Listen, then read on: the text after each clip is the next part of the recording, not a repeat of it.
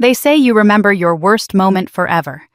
Mine happened in front of 200 wedding guests.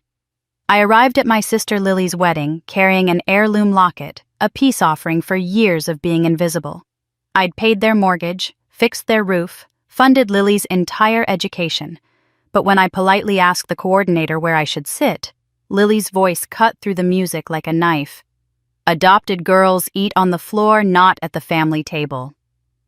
My parents erupted in laughter. Relatives joined in. Camera flashes captured my humiliation. Every eye in that church watched me stand there, the charity case, the outsider, the girl who'd never be family no matter how much she gave. But here's what they didn't know. I wasn't that helpless, adopted girl anymore. I smiled, made one phone call, and within minutes, a $135,000 luxury sedan pulled up to that church while 200 guests watched through the windows. I walked out with my head high, leaving them frozen in confusion. Because you see, the house they were living in, I owned it. The mortgage they thought was Dad's, I'd bought it 2 years ago. And that joke Lily made, it violated every clause in the occupancy agreement Dad himself helped me write. The next morning, they received their notice 3 days to vacate. But that was just the beginning. Because when I started digging into family records, I discovered something that would blow their perfect little lie wide open. A secret so explosive it would destroy everything they thought they knew about blood family and who really belonged. This is the story of how the girl they told to eat on the floor became the woman who owned the table. And trust me, you won't believe where this goes. My name is Vanessa Sullivan. I'm 37 years old, and for the past 15 years, I've built a career most people never see coming: supply chain management and corporate consulting. It's not glamorous, but it's powerful in quiet ways. I negotiate million-dollar contracts, restructure failing businesses, and solve problems that keep executives awake at night.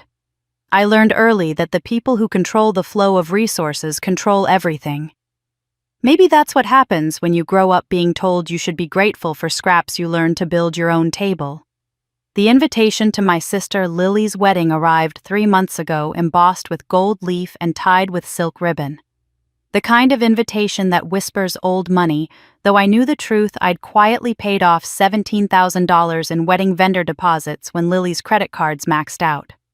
She never said thank you. Neither did our parents. But that was normal. In our family, I'd always been the ghost who paid the bills. Still, I wanted to believe this time might be different. A wedding is supposed to be about unity, forgiveness, new beginnings. So I went to my safe deposit box and retrieved the locket, a delicate silver piece that had belonged to our grandmother, passed down through generations. Inside were 2 tiny photographs I'd never quite understood. A baby with serious eyes, and a young woman whose face seemed hauntingly familiar, though I couldn't place her. I had it polished and planned to give it to Lily as a peace offering, a symbol that despite everything, I still wanted to be her sister. The day of the wedding was one of those perfect New England autumn afternoons where the light turns everything golden. The church stood proud and white against a backdrop of maples blazing red and orange, its tall steeple pointing toward a cloudless sky. White lilies lined the aisle in crystal vases, their perfume mixing with the scent of old wood and candle wax. A jazz quartet played softly in the corner. Cole Porter, if I remember correctly, while guests in their finest dresses and tailored suits gathered in murmuring clusters. Everything looked like a magazine spread for classic American elegance. I arrived alone, wearing a charcoal silk dress and simple pearl earrings. Nothing flashy. I've learned that real confidence doesn't need sequins. As I walked through the vestibule, several older guests recognized me immediately. Mrs. Patterson, who I'd driven to chemotherapy appointments when her daughter couldn't get time off work, squeezed my hand warmly. "Vanessa, dear, you look lovely. How's your business going?" Mr. Chen, whose grandson I'd helped get an internship at one of my client companies, gave me a genuine smile and asked about my mother's health. Ironic, since my mother barely acknowledged my existence in front of these same people. "You're such a blessing to this family," Mrs. Whitaker whispered, as she passed, patting my arm. I smiled and thanked her, even though I knew my family would never describe me that way. To them, I was the obligation, the outsider, the adopted girl who should be endlessly grateful they took me in. The ceremony was set to begin in 15 minutes, and guests were finding their seats. I noticed the seating chart displayed on an ornate easel near the entrance table, assignments written in careful calligraphy. I scanned for my name, expecting to find myself at a back table, maybe with distant cousins or my parents' work colleagues. But my name wasn't there. I checked again. Nothing. A young woman with a clipboard and a headset, clearly the wedding coordinator, rushed past, and I gently touched her elbow. "Excuse me. I'm Vanessa Sullivan, the bride's sister. I don't see my name on the seating chart. Could you help me find my table?" She looked flustered, flipping through papers on her clipboard. "Oh, let me check with the family. Just one moment." But before she could finish, Lily appeared from the bridal suite doorway in a cascade of white silk and lace. She looked beautiful. I'll admit that her hair perfectly curled, makeup flawless. The dress I knew cost $8,000, fitting like it was painted on. But it was her expression that stopped my heart. That smile. I knew that smile. It was the same one she'd worn at 13 when she told our 7th grade class I wasn't really her sister. The same smile she'd given at 18 when she forgot to include me in family photos at her high school graduation. She glided over her heels, clicking on the hardwood floor, and said loud enough for everyone in the vestibule to hear, "Adopted girls eat on the floor, not at the family table." The words hung in the air like shattered glass. The jazz quartet missed a note. Conversations died mid-sentence. I felt every eye in that space turn toward us, 50, maybe 60 people, all witnessing my humiliation. The photographer, sensing drama, swung his camera our direction. The shutter clicked, once, twice, capturing my face for posterity. And then, worse than the words themselves, my parents laughed. My father, Frank, in his rented tuxedo that I'd secretly paid the deposit for, let out a barking laugh. My mother, Margaret, wearing the pearl necklace I'd given her last Christmas, covered her mouth, but her shoulders shook with amusement. A few relatives, Aunt Carol, Uncle Jim, joined in with nervous, uncertain laughter, the kind that asks, "Are we allowed to think this is funny?" The coordinator looked horrified. Mrs. Patterson gasped audibly. Even Mr. Chen's smile had vanished, replaced by a look of profound disappointment directed at my parents, not at me. But I didn't cry. I didn't scream. I didn't collapse or make a scene or give them the satisfaction of breaking down. Instead, I felt something shift inside me like a door I'd been holding open for 37 years, finally quietly closing. I smiled. A real smile, calm and steady. I reached into my handbag and pulled out my phone. One call. That's all it took. "I'm ready," I said simply and ended the call. For 90 seconds I stood there in that vestibule while Lily's smile faltered slightly, while my parents exchanged confused glances, while guests whispered and shifted uncomfortably. Then we all heard it, the low, powerful purr of a high-performance engine pulling up outside. Through the church's open doors, we watched a sleek luxury sedan, midnight blue chrome accents, catching the autumn sun, glide to a stop directly in front of the entrance. The kind of car you see in magazines, not church parking lots. The kind of car that costs more than most of these guests earned in 2 years. I walked toward the door, every step measured and deliberate. I stopped at the gift table, removed the silver locket from my handbag, and placed it gently among the wrapped boxes and envelopes. No card, no explanation, just the heirloom that was never really meant for someone like her anyway. As I descended the church steps, the driver, my executive assistant, who I'd called ahead just in case I needed an exit strategy, opened the door. I slid into the leather interior and allowed myself one glance in the side mirror as we pulled away. My family stood frozen on the church steps. Lily's mouth slightly open, Frank's face red with confusion, Margaret gripping her pearls. The guests who'd gathered at the windows stared after me, their expressions ranging from shock to something that looked almost like admiration. They thought it was just a car. They had no idea who signed the title or what else I owned. The car's interior was quiet, except for the soft hum of the engine and the distant sound of jazz still playing from the church we'd left behind. My assistant Rachel knew better than to speak. She'd worked with me for 5 years and understood that sometimes silence was exactly what I needed. As we pulled onto the highway, the church steeple grew smaller in the distance until it disappeared completely behind a line of autumn trees. I leaned back against the leather seat and let out a breath I hadn't realized I was holding. My hands were steady, my heart rate calm. Years of high-stakes business negotiations had taught me how to keep my body from betraying my emotions. But inside, behind the composure, something fundamental had shifted. I'd spent 37 years trying to earn a place at a table that was never meant for me. Today, in front of 200 witnesses, I'd finally understood the truth. Some people will never see your worth, no matter how much you prove it. My thoughts drifted back through the years like pages flipping in a book I'd rather not reread. I was 23 when Dad Frank had his first heart attack. I'd taken a week off from my entry-level consulting job, slept in the hospital waiting room, and quietly paid the $11,000 in medical bills his insurance didn't cover. He never asked how a recent college graduate had that kind of money. He never said thank you either. When I was 26, Mom's car died and she needed a replacement. I bought her a reliable sedan registered in her name, and she told her friends she'd saved up for years. My name never entered the story.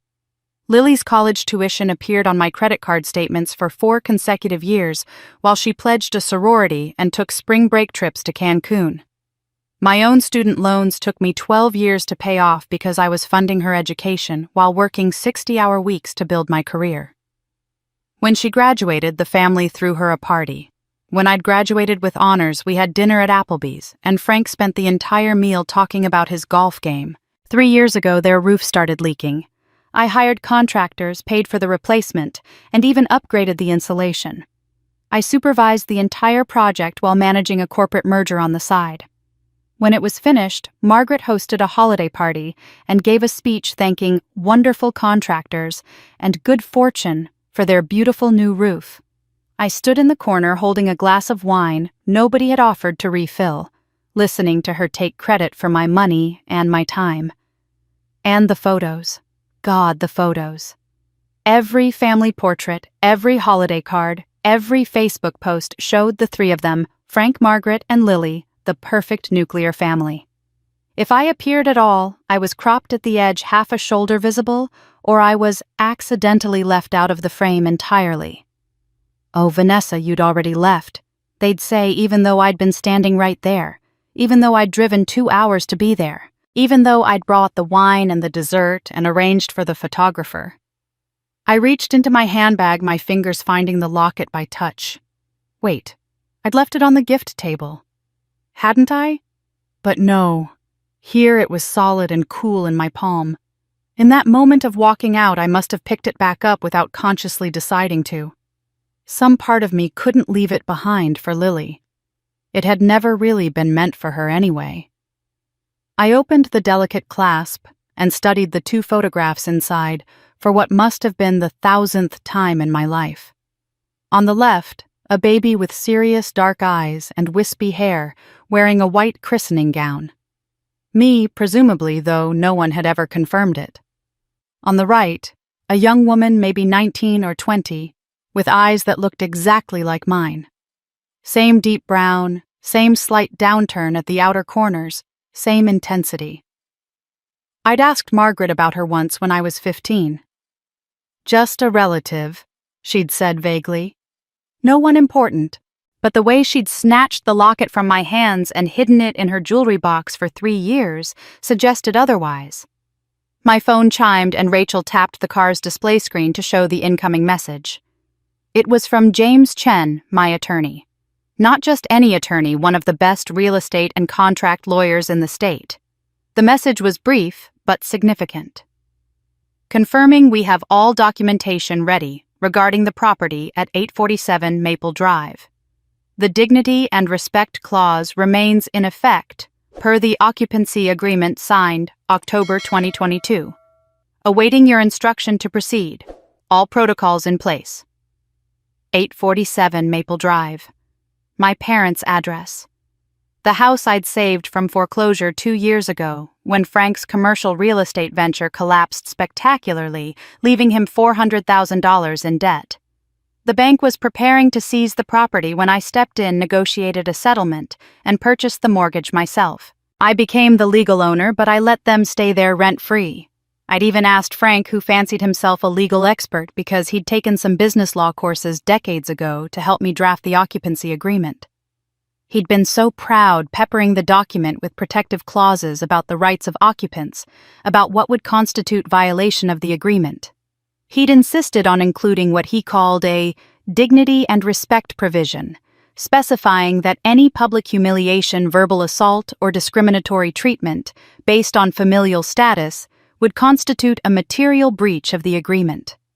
"We need to protect ourselves," he'd said at the time, thinking he was shielding himself and Margaret from any future claims I might make. He never imagined that "adopted girls eat on the floor" would be the very phrase that activated his own carefully written clause. I told Rachel to pull over at the scenic overlook about 10 miles from the church. The view stretched across a valley painted in autumn colors, the kind of landscape that appears on postcards and calendar covers. I opened my laptop, the screen glowing in the fading afternoon light, and opened my voice memo app. I needed to hear myself say this, needed to create a record of this moment when everything changed. "My name is Vanessa Sullivan." I began, my voice steady. "Today is October 14th, and I'm making this recording to document a decision I've been avoiding for years. I chose to support my family not because I was weak or desperate for their approval, but because I believed love could transform people. I believed that if I was patient enough, kind enough, generous enough, they would eventually see me as I am. I was wrong. Today's public humiliation at Lily's wedding wasn't an isolated incident. It was the culmination of 37 years of systematic erasure, emotional abuse, and exploitation. I don't want revenge. I want safety. I want dignity. And I want to stop teaching them that cruelty has no consequences. I ended the recording and saved it with the date and timestamp. Then I opened the legal document folder James had prepared months ago, the one I'd hoped I'd never need to use. The notice template appeared on my screen, blank fields waiting to be filled with dates and specific violations. I whispered to myself words that felt like both an ending and a beginning. Time to use my own rules. My finger hovered over the keyboard for just a moment before I clicked open the legal notice template and began to type. That evening, alone in my apartment with the legal documents spread across my dining table and a cold cup of tea forgotten beside my laptop, I found myself staring at the locket again. The faces inside looked back at me with questions I'd stopped asking years ago. Or maybe I'd just learned to bury them so deep that they stopped feeling like questions at all. But tonight, after everything, the old wounds felt fresh and demanding. My earliest memory is sitting in a courthouse when I was 5 years old. I remember wooden benches that smelled like lemon polish red stamps coming down on papers with official thuds, and a judge with kind eyes who smiled at me over his reading glasses. Margaret held me on her lap, her arms warm around me, and whispered, "You're ours now, sweetheart, forever and ever." I remember feeling safe in that moment, wanted. The memory is soft around the edges, dreamlike, the way all early childhood memories are. But it's there, solid enough that I've never questioned it. Until 3 years later, when I was 8 and supposed to be asleep. I'd gotten up for water and heard Margaret's voice drifting from the kitchen where she was on the phone with someone. Her tone was different from the sweet voice she used with me in public, sharper and strained. "She looks just like her," Margaret said, and there was something bitter in those words. "That's the problem. Every time I look at her face, I see it. I can't help it." I stood frozen in the hallway, my small hand gripping my empty cup, not understanding what she meant, but feeling the ice of it settle into my chest. The shift had already begun by then, I realize now. The warmth cooling degree by degree until I became something to be tolerated rather than treasured. By 15, I'd learned to be invisible, but I'd also learned to be curious. One afternoon, when everyone was out, I went searching through the filing cabinet in Frank's office where he kept all the important papers. I found my birth certificate in a manila folder marked with my name. The paper looked official enough, but when I held it up to the window light, I could see the telltale signs of correction fluid dried over the line labeled "Mother's Name." Someone had whited it out and typed over it. The letters didn't quite align with the rest of the text, and at the bottom in faded blue ink someone had handwritten blood-type notations. Baby AB+, with a date from 1987. I didn't know what it meant then, just filed it away as another oddity in a childhood full of them. High school became an exercise in achieving excellence that no one noticed. I made honor roll every semester, and Margaret would tape the certificate to the refrigerator with a proud smile for exactly 1 week. Then Lily would bring home a participation ribbon from soccer or art class, and my academic achievement would come down to make room for her mediocrity celebrated as triumph. I worked 2 jobs through college, waitressing on weekends and tutoring during the week, sleeping 4 hours a night to keep my grades high enough for scholarships. Meanwhile, Lily coasted through a state university on my parents' dime, changing majors 3 times and graduating with a communications degree she never used. I became the family fixer by default. Every Sunday, I'd drive 40 minutes to cook dinner for the 4 of us, spending my limited free time preparing pot roasts and apple pies that Frank would eat while reading the newspaper, barely acknowledging the effort. When he had gallbladder surgery my senior year of college, I took a week off from my internship to care for him. He complained that I was fluffing his pillows wrong, that the soup was too hot, that I should have known he wanted the television remote before he asked for it. Margaret thanked me by asking if I could stay an extra few days because having me there was so convenient. Before Lily's high school graduation party, I spent an entire Saturday repainting their front porch because Margaret worried about what the neighbors would think. My clothes were covered in white paint, my shoulders aching from hours of work. When guests arrived and complimented the porch, Margaret smiled graciously and said she'd finally gotten around to it. I stood inside holding a tray of appetizers I'd also prepared, invisible as always. The family photos were perhaps the cruelest cut. Every Christmas card, every Easter portrait, every vacation snapshot featured the 3 of them arranged in perfect symmetry. If I appeared at all, I was a blur at the edge of the frame, half cut off or conspicuously absent, despite having been present when the photo was taken. Margaret's Facebook was a shrine to my daughter Lily and our family that somehow never included me. Tonight, sitting with the weight of the day pressing down on me, I pulled out the cardboard box I kept in my bedroom closet. Inside were the fragments of a life lived in the margins, report cards, no one saved birthday cards I'd bought for myself, a program from my college graduation that only I had attended. At the bottom was something I'd forgotten about, a paper from a 10th grade health screening, where the school nurse had documented everyone's blood type. Mine read AB positive in her careful handwriting. Something nagged at me. I opened my laptop and searched blood type inheritance calculator. The genetics were clear. A child with AB+ blood must have parents with specific combinations. I pulled up the website and entered what I knew Frank's blood type was. O positive, I'd seen it on medical forms. Margaret's was B positive, I remembered from when she'd donated blood at a church drive. I entered my AB positive into the calculator and hit submit. The result flashed back immediately. This combination is genetically impossible. My hands started shaking. I went back to the box and found Margaret's old Bible, the one she'd given me years ago when she upgraded to a newer study version.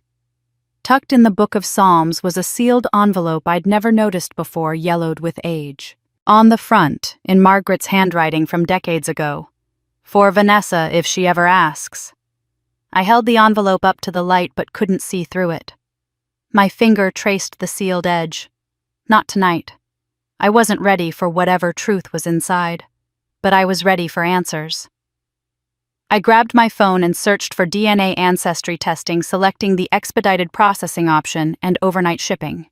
The kit would arrive tomorrow. Even silence can turn into power, I thought, when you know what questions to ask. The DNA kit would take weeks to process, but the legal documents in front of me required action now. I set aside the blood type mystery and the sealed envelope for later, and focused on what I could control in this moment. The house at 847 Maple Drive wasn't just my parents' address. It was mine. And it was time everyone understood what that meant. 2 years ago, Frank had called me on a Tuesday afternoon, his voice tight with panic, trying to sound casual. "Vanessa, honey, I need some financial advice." He never called me honey. That's how I knew it was bad. Over the next hour, he explained that his commercial real estate venture, the one he'd been so proud of, the one he'd bragged about at every family gathering, had collapsed. A strip mall project in a neighboring county had fallen through when the anchor tenant backed out, leaving Frank holding loans he couldn't service and contracts he couldn't fulfill. The bank had sent foreclosure notices on the family home, which he'd used as collateral for the business loans. $400,000 in debt. 60 days until they lost everything. "I thought maybe you could look at the numbers," he said, still unable to directly ask his adopted daughter for help. "Give me your professional opinion." I looked at the numbers. They were catastrophic. Frank had made every mistake a leveraged investor could make, betting on projections instead of fundamentals, ignoring market signals, and doubling down when he should have cut losses. The bank wasn't interested in restructuring. They wanted their money or the property, and they wanted it fast. I could have let it happen. I could have watched the house get seized, watched my parents scramble for an apartment they could afford on Frank's depleted retirement income, watched karma deliver the consequences they'd spent decades avoiding. Instead, I negotiated directly with the bank's commercial loan department.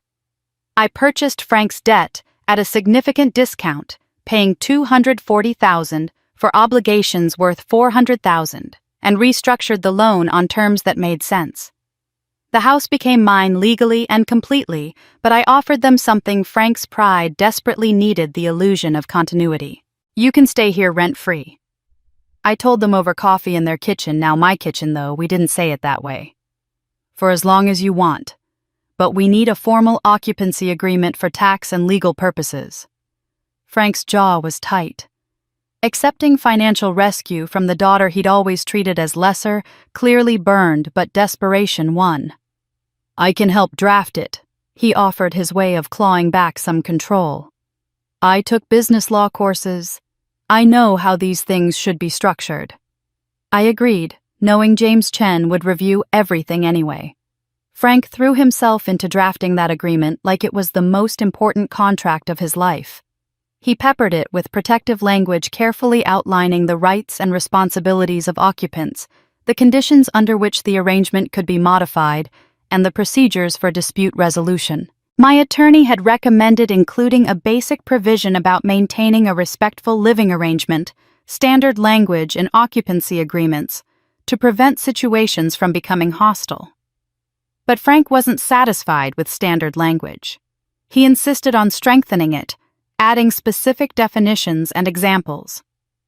"We need to be protected from any false accusations," he explained to Margaret while I sat quietly at their dining table watching him dig his own legal grave with meticulous precision. He added phrases like public humiliation, verbal assault, and discriminatory treatment based on familial status. He specified that such violations would constitute material breach of the agreement, triggering a 14-day notice to vacate in accordance with state landlord-tenant law, with mediation offered as an alternative to immediate eviction proceedings. "This protects everyone," Frank said with satisfaction, signing the document with a flourish. He thought he was building a fortress around himself. He never imagined he was constructing his own cage. James had reviewed the final document and called me privately. "This is remarkably well documented," he said, a hint of amusement in his voice. "Your father has essentially written an instruction manual for his own eviction if he ever crosses certain lines. The dignity and respect provision is actually stronger than what I would have recommended. It's enforceable, specific, and tied to clear consequences. If you ever need to use this, we have an airtight case." Now, 2 years later, I pulled up that agreement on my screen and read through Frank's carefully crafted language. Section 4. Paragraph 3. Any act of public humiliation, verbal assault, or discriminatory treatment directed at the property owner based on familial status, adoption status, or perceived family hierarchy shall constitute severe violation of this agreement. The wedding incident fit every element of that definition.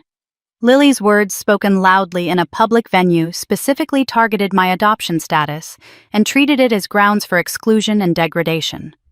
Frank and Margaret's laughter constituted endorsement and participation.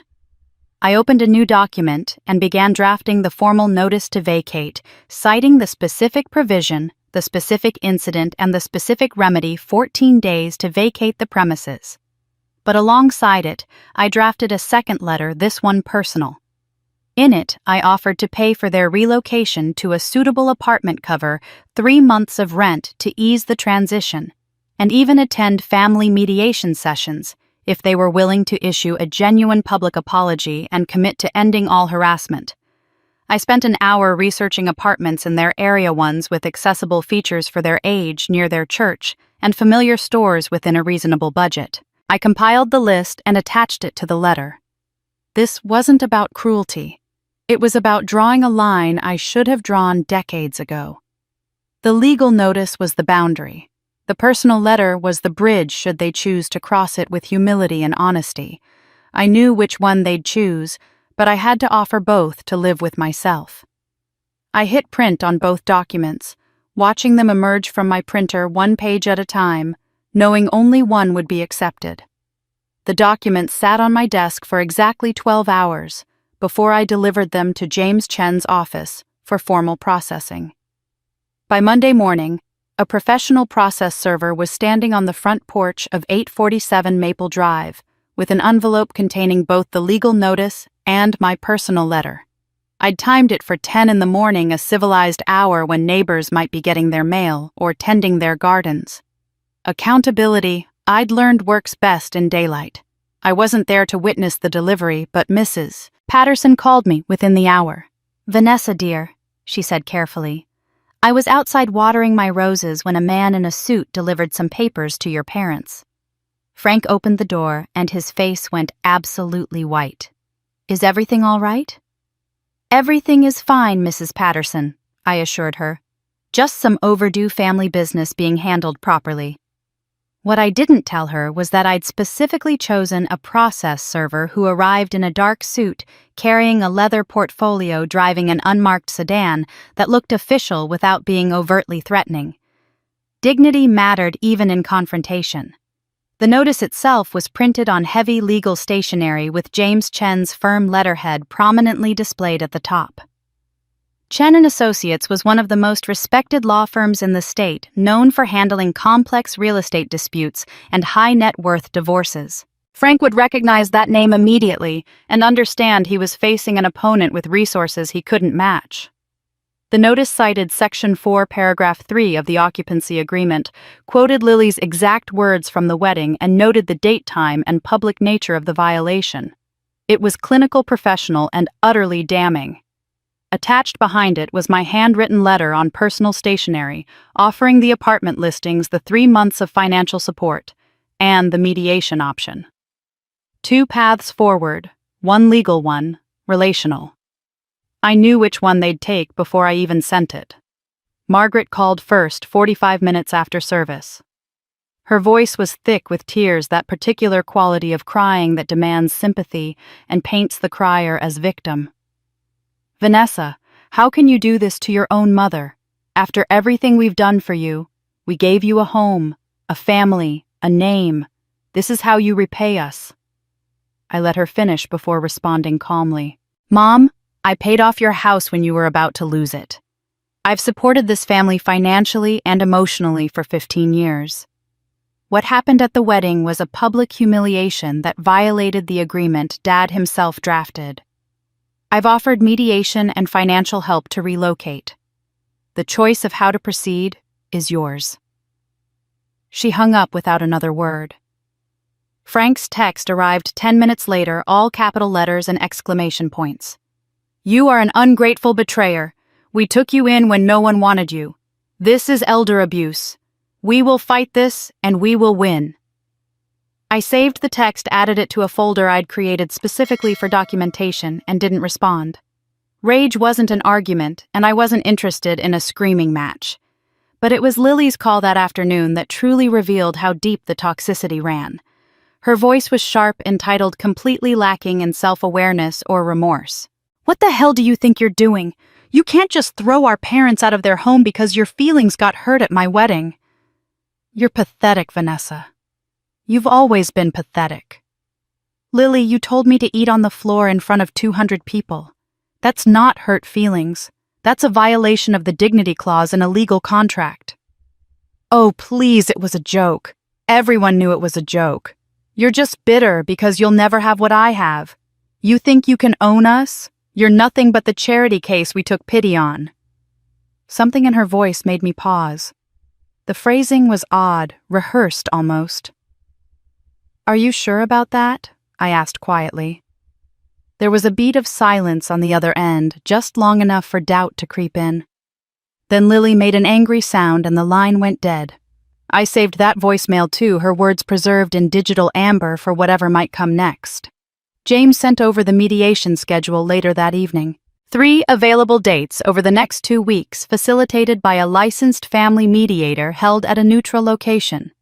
The message was clear: this was their opportunity to remain in the home if they could demonstrate basic human decency and agree to respect boundaries going forward. All they had to do was show up, apologize genuinely, and commit to change. The next morning, Lily called again, her tone slightly different this time. Less openly hostile, more calculating. My husband Ethan says what you're doing is elder abuse and we should sue you. He knows lawyers. He knows people. This was the first I'd heard about a husband named Ethan, though I vaguely remembered the groom at the wedding, a slick-looking man in an expensive suit who'd spent most of the reception on his phone. Ethan can consult whatever lawyers he likes, I said evenly. The contract is airtight. Ethan has connections, Lily continued. He got us amazing deals on all our wedding vendors through his business. He knows how things work. Business connections, wedding vendors. Something flickered in my memory. I pulled up my laptop while she was still talking and opened my company's vendor database. I typed Ethan into the search field along with logistics based on something I'd overheard at the wedding.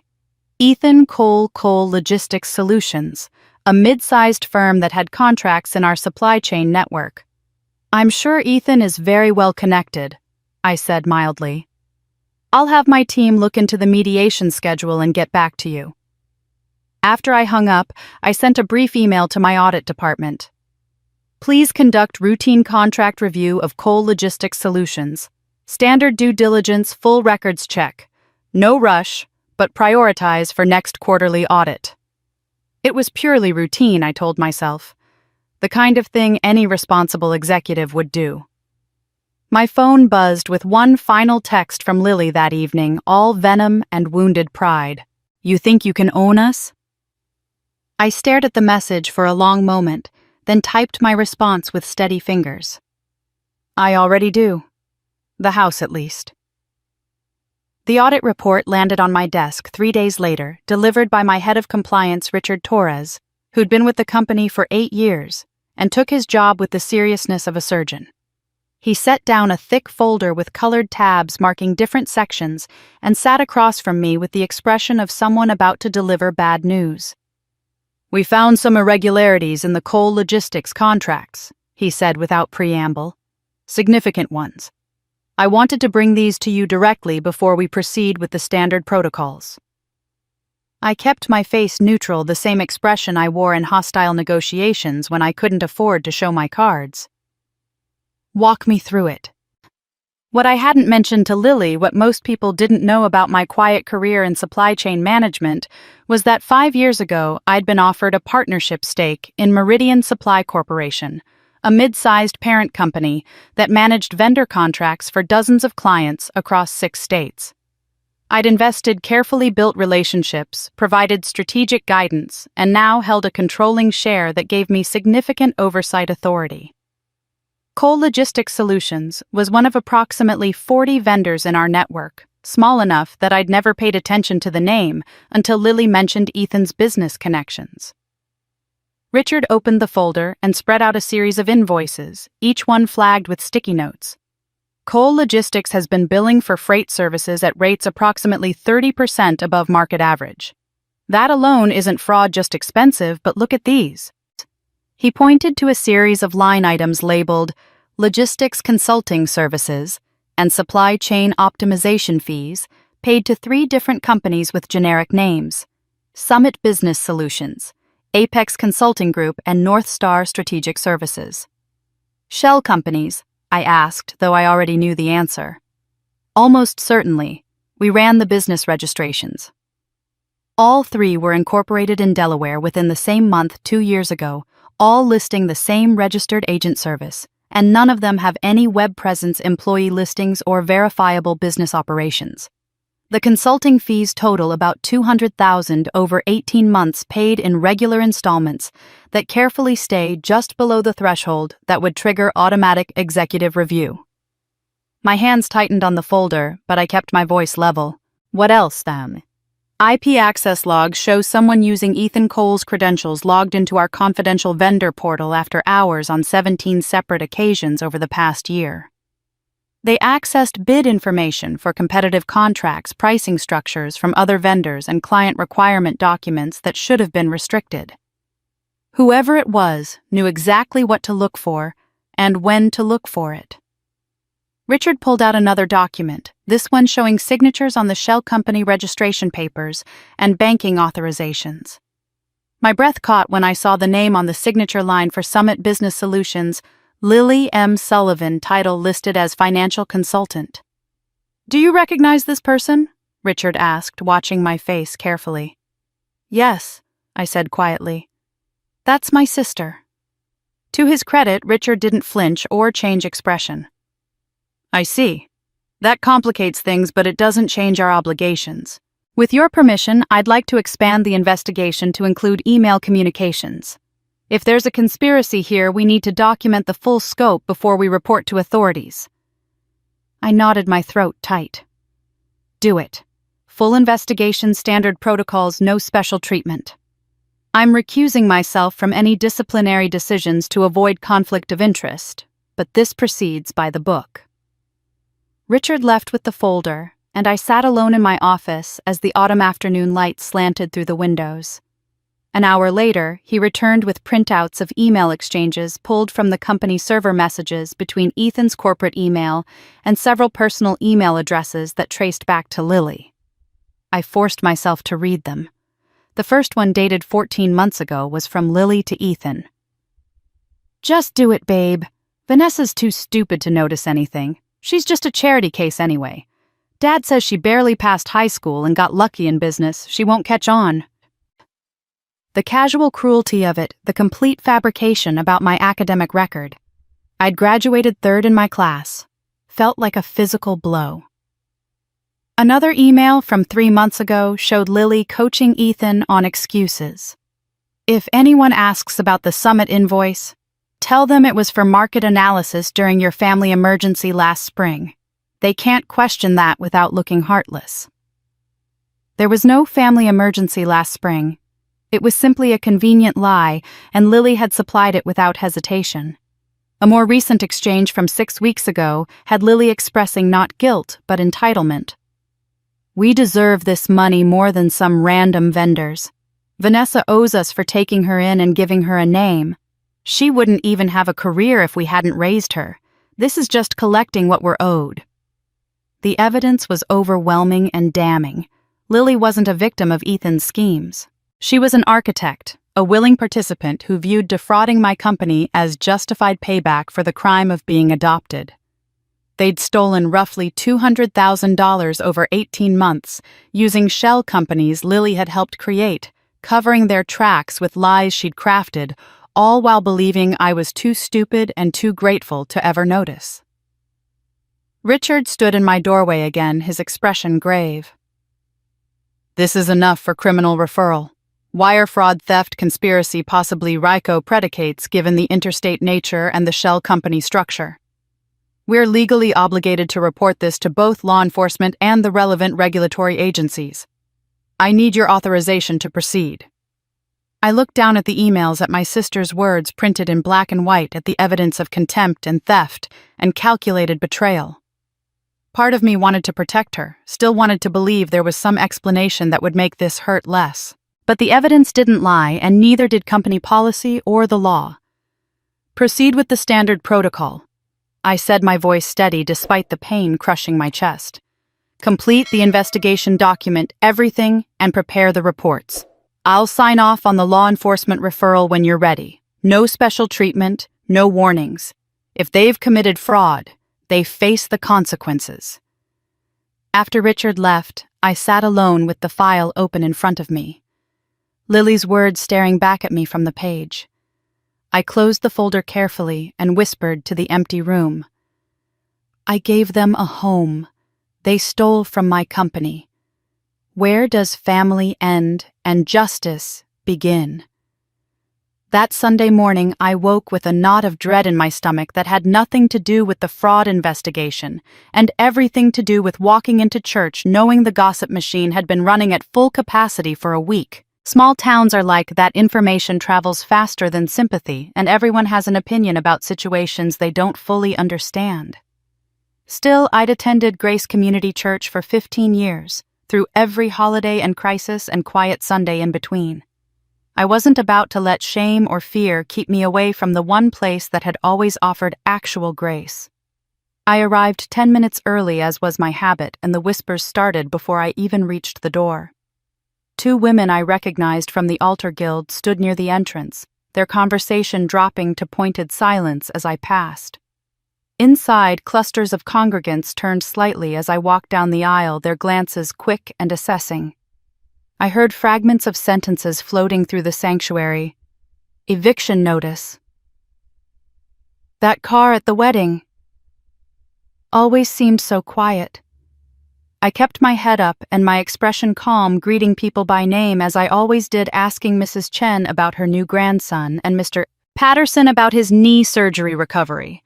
The coffee hour setup was already underway in the fellowship hall, and I joined the volunteers arranging cookies on trays and filling the large silver urns.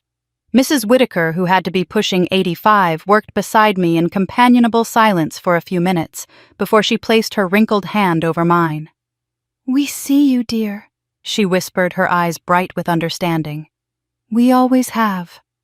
The words hit me harder than I expected, a recognition I hadn't realized I'd been craving. She patted my hand once more and returned to arranging napkins, but that simple gesture steadied something in me that had been shaking since the wedding. I noticed my parents' usual pew remained conspicuously empty as the service began. Frank and Margaret hadn't missed a Sunday in 20 years, their attendance more about maintaining appearances than genuine faith, but their absence today spoke volumes. Lily wasn't there either, though she'd only attended sporadically since moving out years ago. The empty pew felt like an accusation and a relief simultaneously. Pastor Michael took the pulpit for his sermon, and I wondered if he'd heard the gossip, if he knew half the congregation was watching me for signs of breakdown or vindication.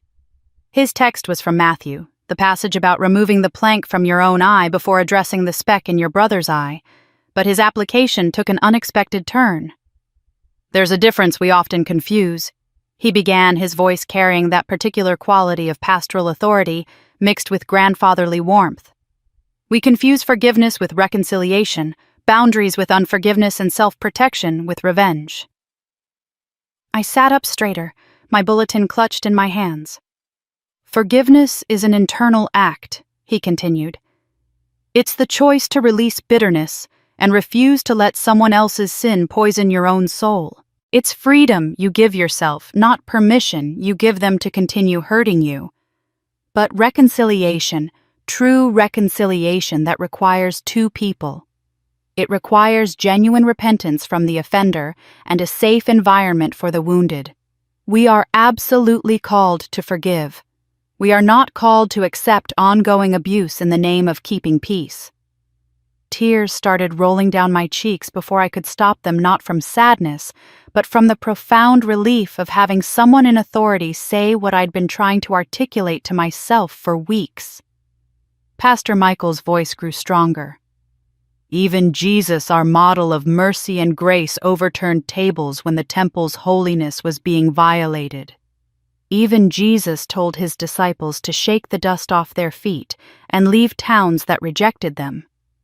Setting boundaries isn't unchristian. Sometimes it's the most faithful thing we can do." I fumbled for a pen and scribbled in the margin of my bulletin, my handwriting shaky, Forgive I'll free myself. Reconcile equals requires their change, plus my safety. The distinction felt like a key turning in a lock I'd been trying to force open for years. After the service, as I stood in the fellowship hall with a styrofoam cup of mediocre coffee, my cousin Jennifer approached with her phone already out. She was 28, well-meaning, but thoroughly marinated in social media culture. "Vanessa, you should totally tell your side of the story on Facebook," she said earnestly. "Like, do a whole post explaining what really happened at the wedding and why you had to serve the eviction notice. People are saying all kinds of things, and you deserve to defend yourself." I took a sip of coffee, considering my words carefully. "I appreciate that, Jennifer, but I'm not going to fight this battle on social media. The truth will speak for itself through the proper channels. I don't need to win a public opinion war. I need to act with integrity in private and let the facts do whatever they're going to do." She looked disappointed but nodded. "That's really mature, I guess. I just hate seeing people trash talk you when they don't know the whole story." "They'll know what they need to know when they need to know it," I said gently. "Thank you for caring." As I walked to my car through the October sunshine, the church bells chiming noon, my phone buzzed with a text from Rachel, my assistant. "Audit packet ready, sensitive details inside. When do you want to review?" My hand trembled as I unlocked the car door, the keys jingling against the metal. I sat in the driver's seat with the door still open, staring at that message on my screen. The audit packet would contain the full scope of Ethan and Lily's fraud, every email, every invoice, every piece of evidence that would turn family dysfunction into criminal charges. Opening it meant crossing a threshold I couldn't uncross, setting in motion a chain of events that would end with my sister potentially facing prison time. But not opening it meant ignoring theft, fraud, and a conspiracy that had been built on the assumption that I was too stupid and too grateful to ever notice. I sat in the parking lot, engine off, staring at the message. Once I open this, there's no going back. I opened the audit packet that afternoon, and the contents were exactly as damning as I'd feared. Over the next 4 weeks, my life became a careful compartmentalization of crises, each one demanding attention, while I waited for the DNA results that might explain the deepest mystery of all. I attended 2 mediation prep sessions with James Chen, reviewing the occupancy agreement and the wedding incident from every legal angle. My parents had refused the first scheduled mediation date entirely, sending a terse message through their attorney, a solo practitioner Frank had found who specialized in small claims disputes, clearly out of his depth against a firm like Chen and Associates. I spent hours researching apartments that would suit my parents' needs, compiling spreadsheets with accessibility features, proximity to their church, and doctors' monthly costs they could afford on Frank's diminished retirement income. Even now, even after everything, some part of me was still trying to solve their problems. The fraud investigation moved forward with bureaucratic precision, interviews with Ethan's employees, forensic accounting reviews, coordination with federal prosecutors who found the interstate wire transfers particularly interesting. And every Sunday, I sat in that same church pew, drew strength from Pastor Michael's sermons, and felt the community's perception of me slowly shifting from confused to quietly supportive. But underneath all of it, like a drumbeat I couldn't quite hear, but could feel in my bones, was the waiting. The DNA test company had promised results in 4 to 6 weeks with expedited processing. I checked my email compulsively, sometimes 3 or 4 times an hour, my stomach clenching each time I saw a new message notification that turned out to be something mundane. The results finally came on a Tuesday night, 4 weeks and 3 days after I'd mailed the sample. I was in my office reviewing a supply chain proposal that needed approval by morning, when the email notification appeared on my screen: "Your ancestry genetics DNA results are ready." My hands started shaking before I even clicked the link. I stood up, paced to the window overlooking the city lights, came back to my desk, and finally forced myself to open the PDF attachment. The summary page loaded first, showing a pie chart of my ethnic background. Northwestern European, trace amounts of Scandinavian, nothing surprising for someone raised in New England. But it was the second page, the one titled Close Family Matches, that made the room tilt sideways. Margaret Sullivan, 50% DNA shared relationship confidence, 99.9% predicted relationship. Mother. My eyes tracked down to the next entry, Frank Sullivan, 0% DNA shared, no genetic relationship detected. I read those lines 3 times, 4 times, trying to make them say something different than what they clearly stated. Margaret was my biological mother. Not my adoptive mother. Not someone who'd taken me in out of charity, but my actual mother, who had carried me for 9 months and given birth to me. Frank, on the other hand, shared no genetic material with me whatsoever. He wasn't my father in any biological sense. The adoption story was a lie, but not the lie I'd expected. I wasn't some stranger's child they'd charitably rescued. I was Margaret's daughter, hidden behind a false narrative for reasons I couldn't yet fathom. My mind raced back to that overheard phone conversation when I was 8. She looks just like her. That's the problem. Who was her? And why was resemblance a problem? I pulled out the old health screening form I'd saved, the one with my blood type notation, AB positive. I opened a new browser tab and searched for blood type inheritance calculators, entering what I knew. Margaret was B positive. I'd seen it on medical forms over the years. Frank was O positive, documented in his hospital records from his heart attack. I entered AB positive as the child's blood type and clicked calculate.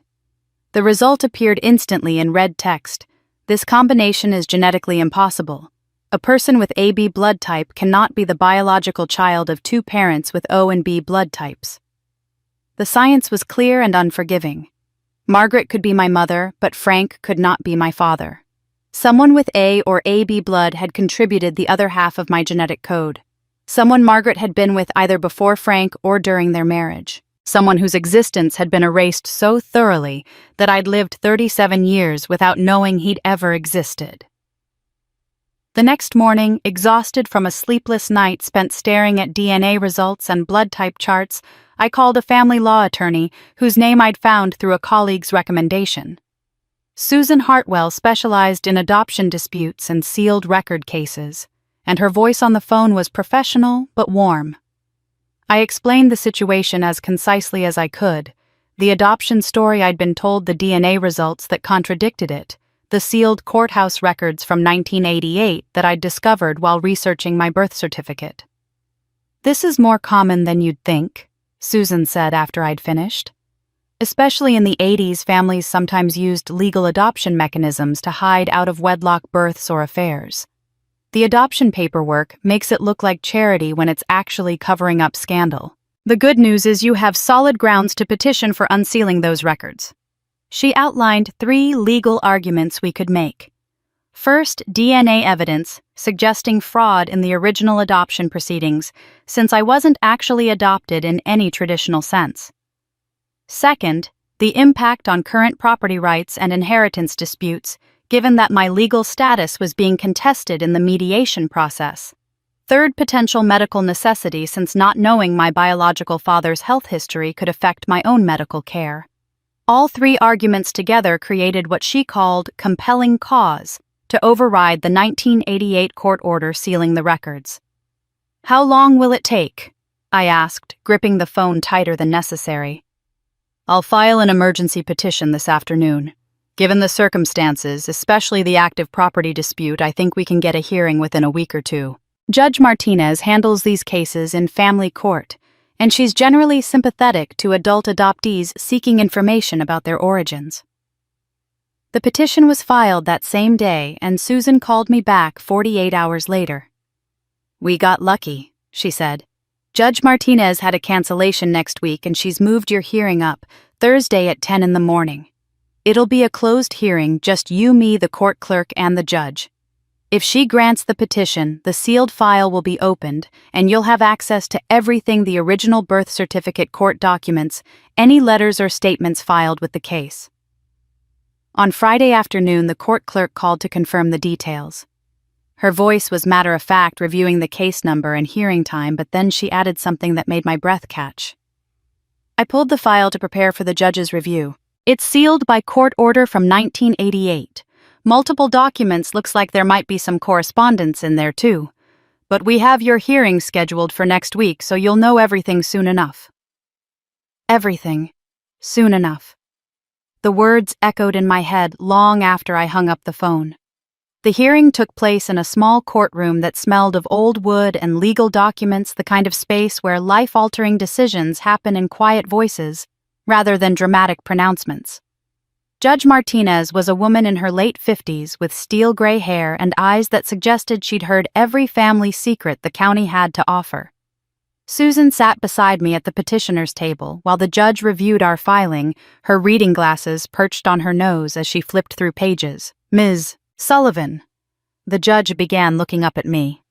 "You're petitioning to unseal adoption records from 1988 on the grounds that the adoption may have been fraudulent and that you have a legitimate need to know your biological parentage. Your DNA evidence is compelling. I'm prepared to grant this petition, but I want you to understand that what's in this file may be difficult to read. Court records from this era sometimes contain painful family histories. Are you certain you want to proceed?" "Yes, Your Honor," I said, my voice steadier than I felt. "I need to know the truth." She nodded and gestured to the clerk, who brought forward a sealed manila folder marked with my name and a case number from 1988. The judge broke the seal herself, the sound of tearing paper unnaturally loud in the quiet courtroom. She read silently for several minutes, her expression shifting from professional neutrality to something that looked like sadness tinged with anger. Finally, she looked up at me. "Ms. Sullivan, these records tell a story of coercion and control, not adoption in any traditional sense. I'm going to read the relevant sections aloud for the record, and then these documents will be released to you." She pulled out the first page, an original birth certificate. "You were born on March 15, 1988 at County General Hospital. Your mother is listed as Margaret Ann Whitmore, age 19, unmarried. Your father is listed as Robert James Sullivan, age 26, attorney. Robert Sullivan died in a motor vehicle accident on January 3, 1988, approximately 2 months before your birth." The name hit me like a physical blow. Sullivan. My last name wasn't adopted from Frank. It came from my biological father, a man I'd never known existed until this moment. Judge Martinez continued, pulling out additional documents. "There's a marriage certificate here dated April 1988, 1 month after your birth. Margaret Ann Whitmore married Frank Edward Sullivan, no relation to Robert Sullivan despite sharing a surname. According to the court filing, Frank Sullivan was a business colleague of your deceased father, and he proposed marriage to Margaret ostensibly to provide stability for her and the infant." "But there's more," the judge said, her voice taking on an edge. "In 1990, when you were 2 years old, a petition was filed to legally classify your status as adopted, despite no actual adoption having taken place. The petition claimed this was necessary for tax and estate planning purposes. Margaret Sullivan filed a handwritten letter with that petition." She held up several pages of lined notebook paper covered in handwriting that I recognized as my mother's, younger and less shaky than it was now. The judge read aloud, "I petition this court to seal these records to protect my daughter Vanessa from shame and social stigma. My husband Frank says if I don't agree to this legal arrangement, he will petition for full custody of both children on grounds of my mental instability and moral unfitness as a mother. He has already drafted preliminary papers and shown them to me. I am weak and afraid. I have a new baby daughter, Lily, who is Frank's biological child, and I cannot risk losing both my children. I am sorry, Vanessa. If you ever read this, know that you were the only love I was ever allowed to choose. Your father, Robert, loved us both, and Frank has made me erase him from history. I am so sorry." My hands gripped the edge of the table, knuckles white. The judge pulled out another document, this one typed on legal letterhead. "These are the preliminary custody papers Frank Sullivan filed as leverage.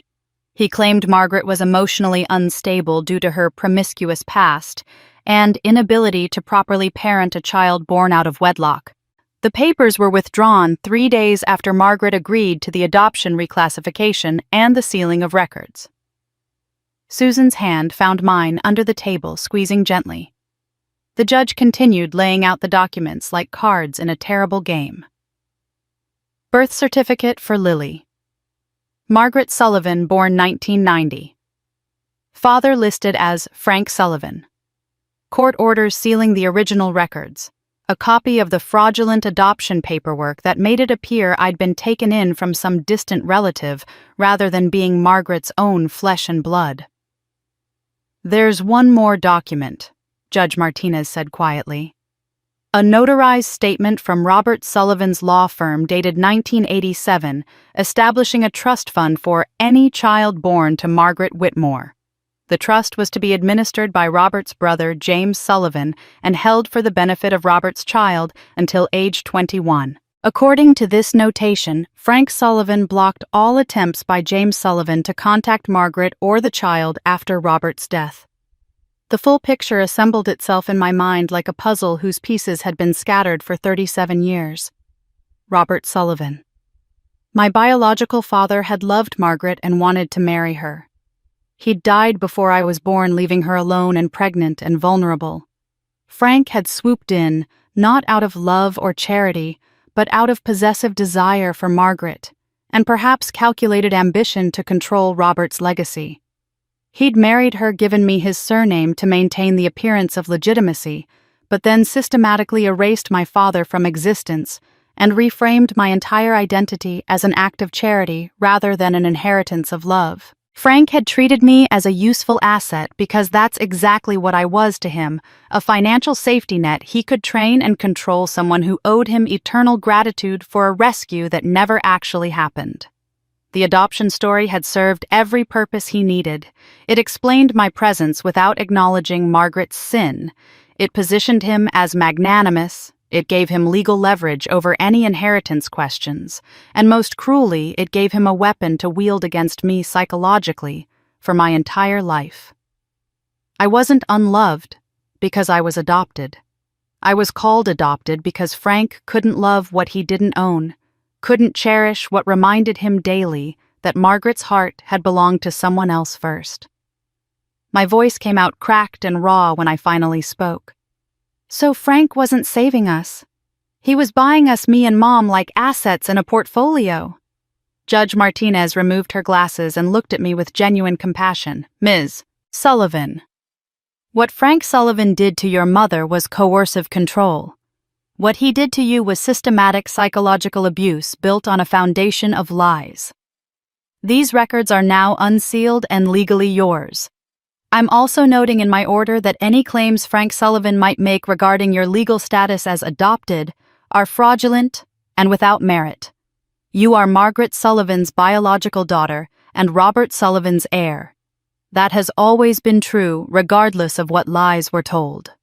The mediation session was scheduled for the following Tuesday at a neutral location, a conference room in a professional building downtown, with bland beige walls and a table large enough to seat 8 people with uncomfortable amounts of space between them.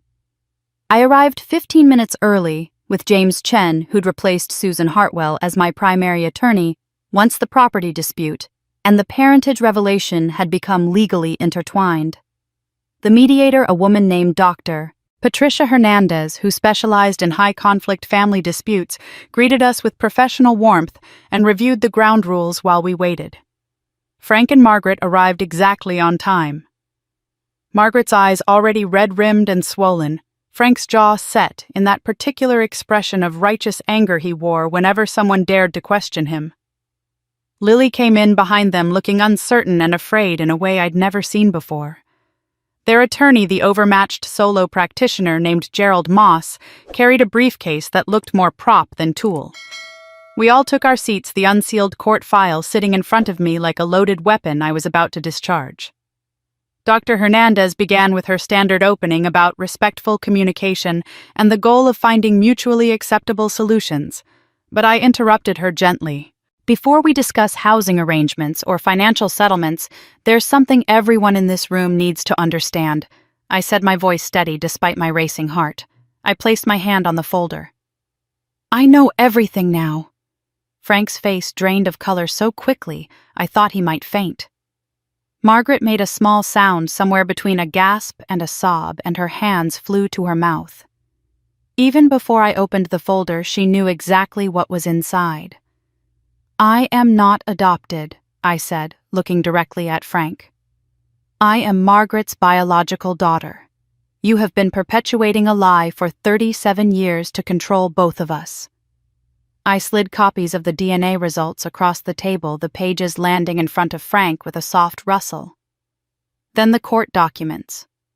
Then Margaret's handwritten letter from 1990, her words of fear and apology, now public record. Dr. Hernandez picked up the letter, her professional neutrality cracking as she read Margaret's confession about Frank's custody threats and coercion. She set it down carefully and looked at Frank with an expression I could only describe as cold assessment. "These are sealed court records," Gerald Moss said weakly, flipping through the pages. "How did you—" "Unsealed by court order last week," James Chen said crisply. "Judge Martinez found compelling evidence of fraud in the original proceedings. Everything here is now part of the legal record and admissible in any related proceedings." Frank found his voice, though it came out strained and defensive. "We were protecting you from shame, Vanessa. It was a different time. People would have judged Margaret, judged you. We gave you a stable home, a good life. Everything we did was for your benefit." Something hot and sharp rose in my chest.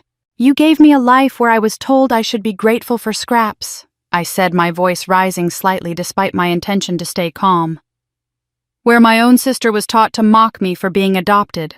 Where I paid your debts and fixed your home and funded Lily's education while being excluded from family photos. Where I was treated as a useful asset instead of a daughter. You didn't protect me from shame, Frank.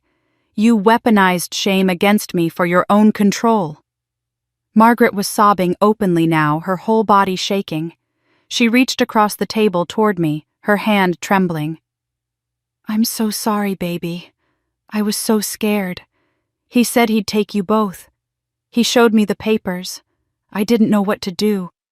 I was 19 and alone, and I thought I was protecting you both by just going along with it." Her voice broke completely. "I loved your father. Robert was good and kind, and he wanted you so much. Frank made me erase him. I'm so sorry." Lily sat frozen, her face pale, staring at the documents in front of her as though they were written in a language she was still learning to translate. "Your mom's biological daughter," she whispered. "But you're adopted. That's what I was always told. That's what everyone said. That's what Frank wanted everyone to believe," I said, looking at my sister with something closer to pity than anger. "Because it served his purposes. It made him look charitable. It gave him psychological leverage over me. And it taught you that I was lesser other someone who should be grateful instead of equal." Frank stood abruptly, his chair scraping against the floor. "This is ridiculous. We're done here. Come on, Margaret." But his voice lacked its usual authority. He looked cornered, desperate, a man watching his carefully constructed house of lies collapse in real time. "Sit down," I said quietly. "We're not done. There's also the matter of the fire you're planning." Frank froze halfway to the door. The room went absolutely silent except for the hum of the air conditioning and Margaret's ragged breathing. "What are you talking about?" he said, but his voice had gone thin and uncertain. I pulled a USB drive from my briefcase and slid it across the table. "Margaret found the security tablet footage from your home system. You in the garage preparing containers of gasoline 2 days before Lily's wedding, before I served any eviction notice, before there was any public conflict. You were already planning to destroy evidence." I looked at James, who nodded confirmation that we'd reviewed the footage with a digital forensics expert to verify its authenticity and timestamp. Dr. Hernandez's expression had shifted from mediator to mandatory reporter. "Mr. Sullivan, if there's evidence of planned arson, I'm legally obligated to report this to law enforcement. This mediation is suspended until—" "What fire?" Lily's voice cut through the room, shaking and confused. "Dad, what is she talking about? What fire? What evidence?" Frank said nothing. He stood there, one hand still on his chair, his face a mixture of rage and trapped animal fear. The silence stretched out thick and suffocating until it became its own answer. Margaret stared at her husband with dawning horror. Lily looked between her father and me, trying to piece together a puzzle she'd never known existed. Frank's silence was the loudest answer in the room. The discovery of the tablet had happened 1 week before the mediation, though it felt like a lifetime ago now as I watched Frank's face turn ashen in that conference room. Margaret had been staying in my guest room since the initial confrontation, too afraid to be alone with Frank after learning what he'd done to her decades ago. She'd asked if she could return to the house briefly to collect some personal items, photo albums, jewelry, her grandmother's quilt things she didn't want to lose if the eviction proceeded. I'd offered to go with her, but she'd insisted on going alone during the day when Frank would be at his weekly poker game. "I need to do this by myself," she'd said. "I need to see that house one more time and remember what was real and what was performance." She'd called me 2 hours later, her voice shaking so badly I could barely understand her words. "Vanessa, you need to come here right now. I found something. Oh God, I found what he was planning." I'd driven over immediately, my heart pounding, and found Margaret sitting at the kitchen table with an old tablet in her hands, the kind Frank had installed years ago as part of a home security system he'd mostly forgotten about. The device had been tucked in a drawer in his office, unplugged and neglected, but Margaret had found it while looking for an old address book. She'd plugged it in to see if any of her old photos might be backed up on it. What she found instead was security footage automatically synced to the cloud showing the interior of their garage. The timestamp read 2 days before Lily's wedding. Frank appeared in the frame looking around furtively before pulling out several red plastic gasoline containers. He filled them methodically from a larger canister, checking his watch multiple times as though timing something. Then he made a phone call, the tablet's microphone, picking up his voice clearly in the quiet garage. "It's me," Frank had said. "Everything's set for after the wedding. Once Vanessa makes a scene or refuses to come, we'll have public witnesses that she's unstable. Then we execute the plan and she'll have no standing to challenge anything." He'd paused, listening to someone on the other end. "Yes, the insurance is in place.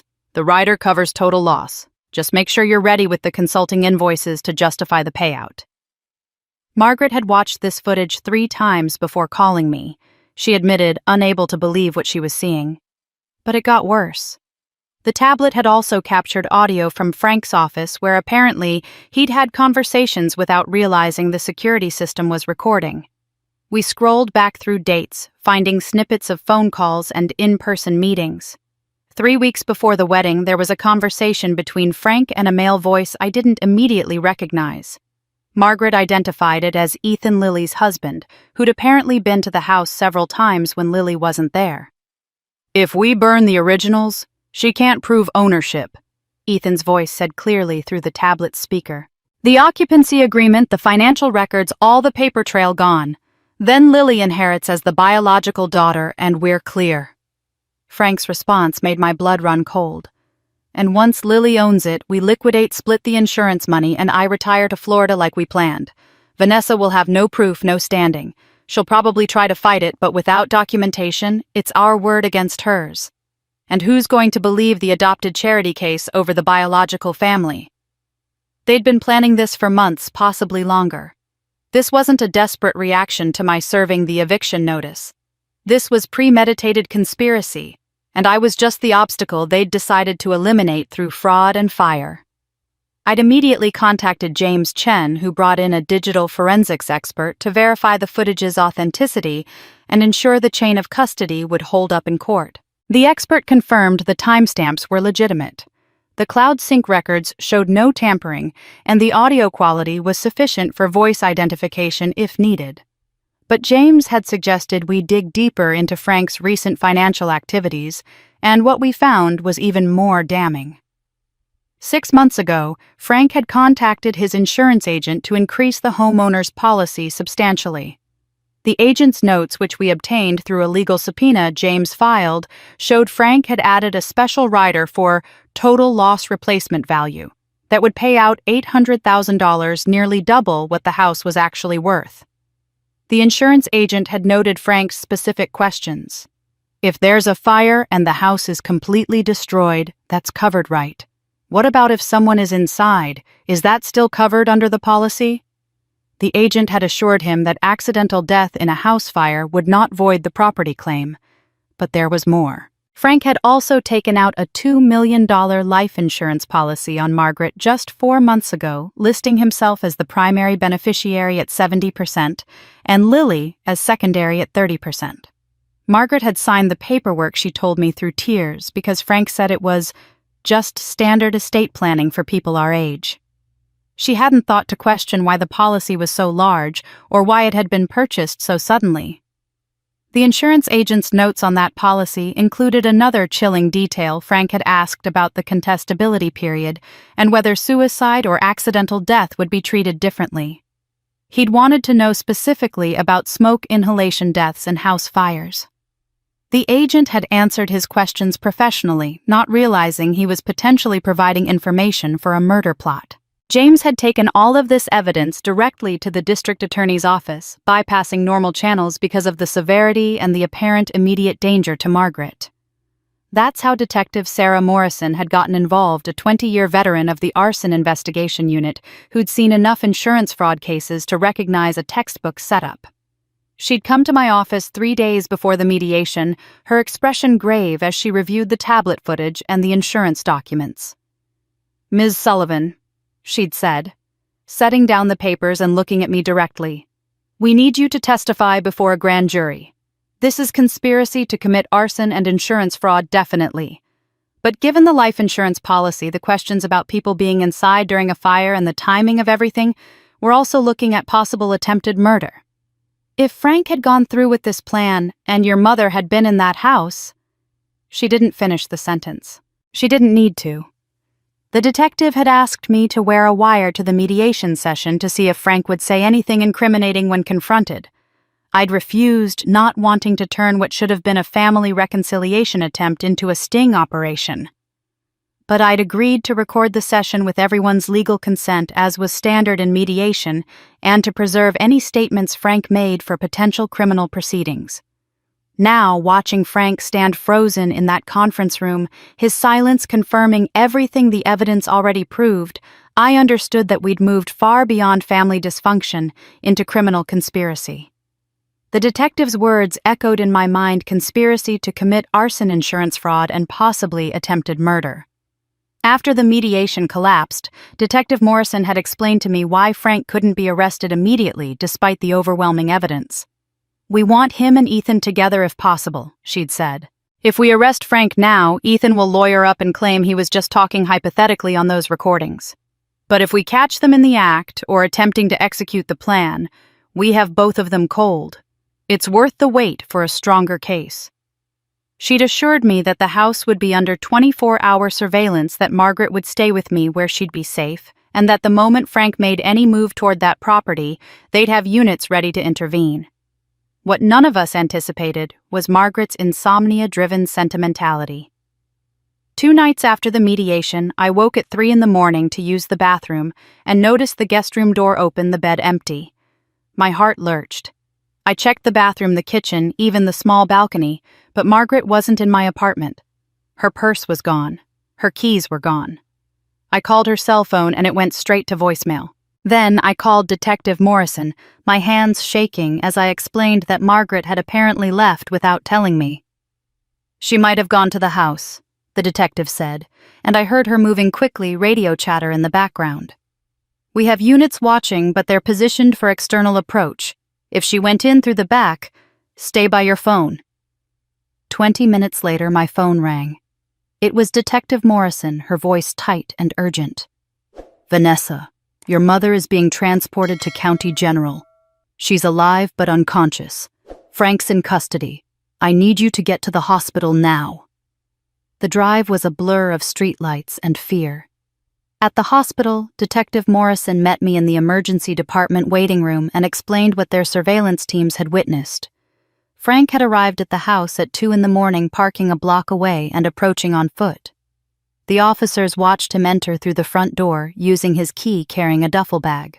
Through windows, they could see him moving through the rooms with a flashlight, entering the garage, then returning to the main house with containers.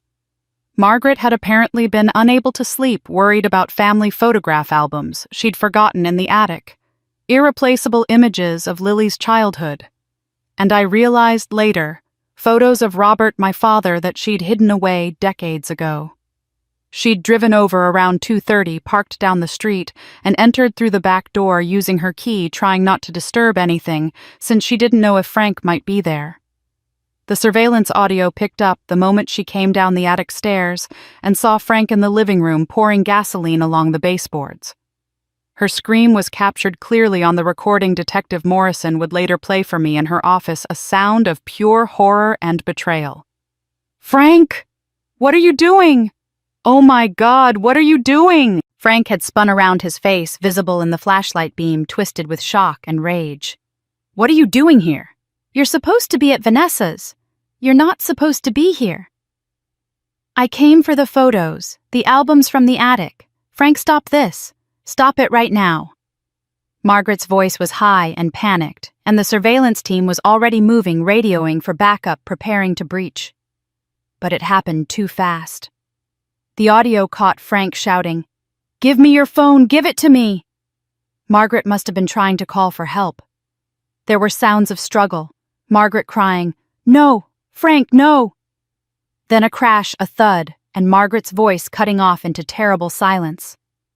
The officers breached the front door within 30 seconds, but by then Margaret was lying unconscious on the floor, blood pooling beneath her head from where she'd struck the corner of the stone fireplace. Frank stood over her, the gasoline containers at his feet, looking between his wife's body and a box of matches in his hand.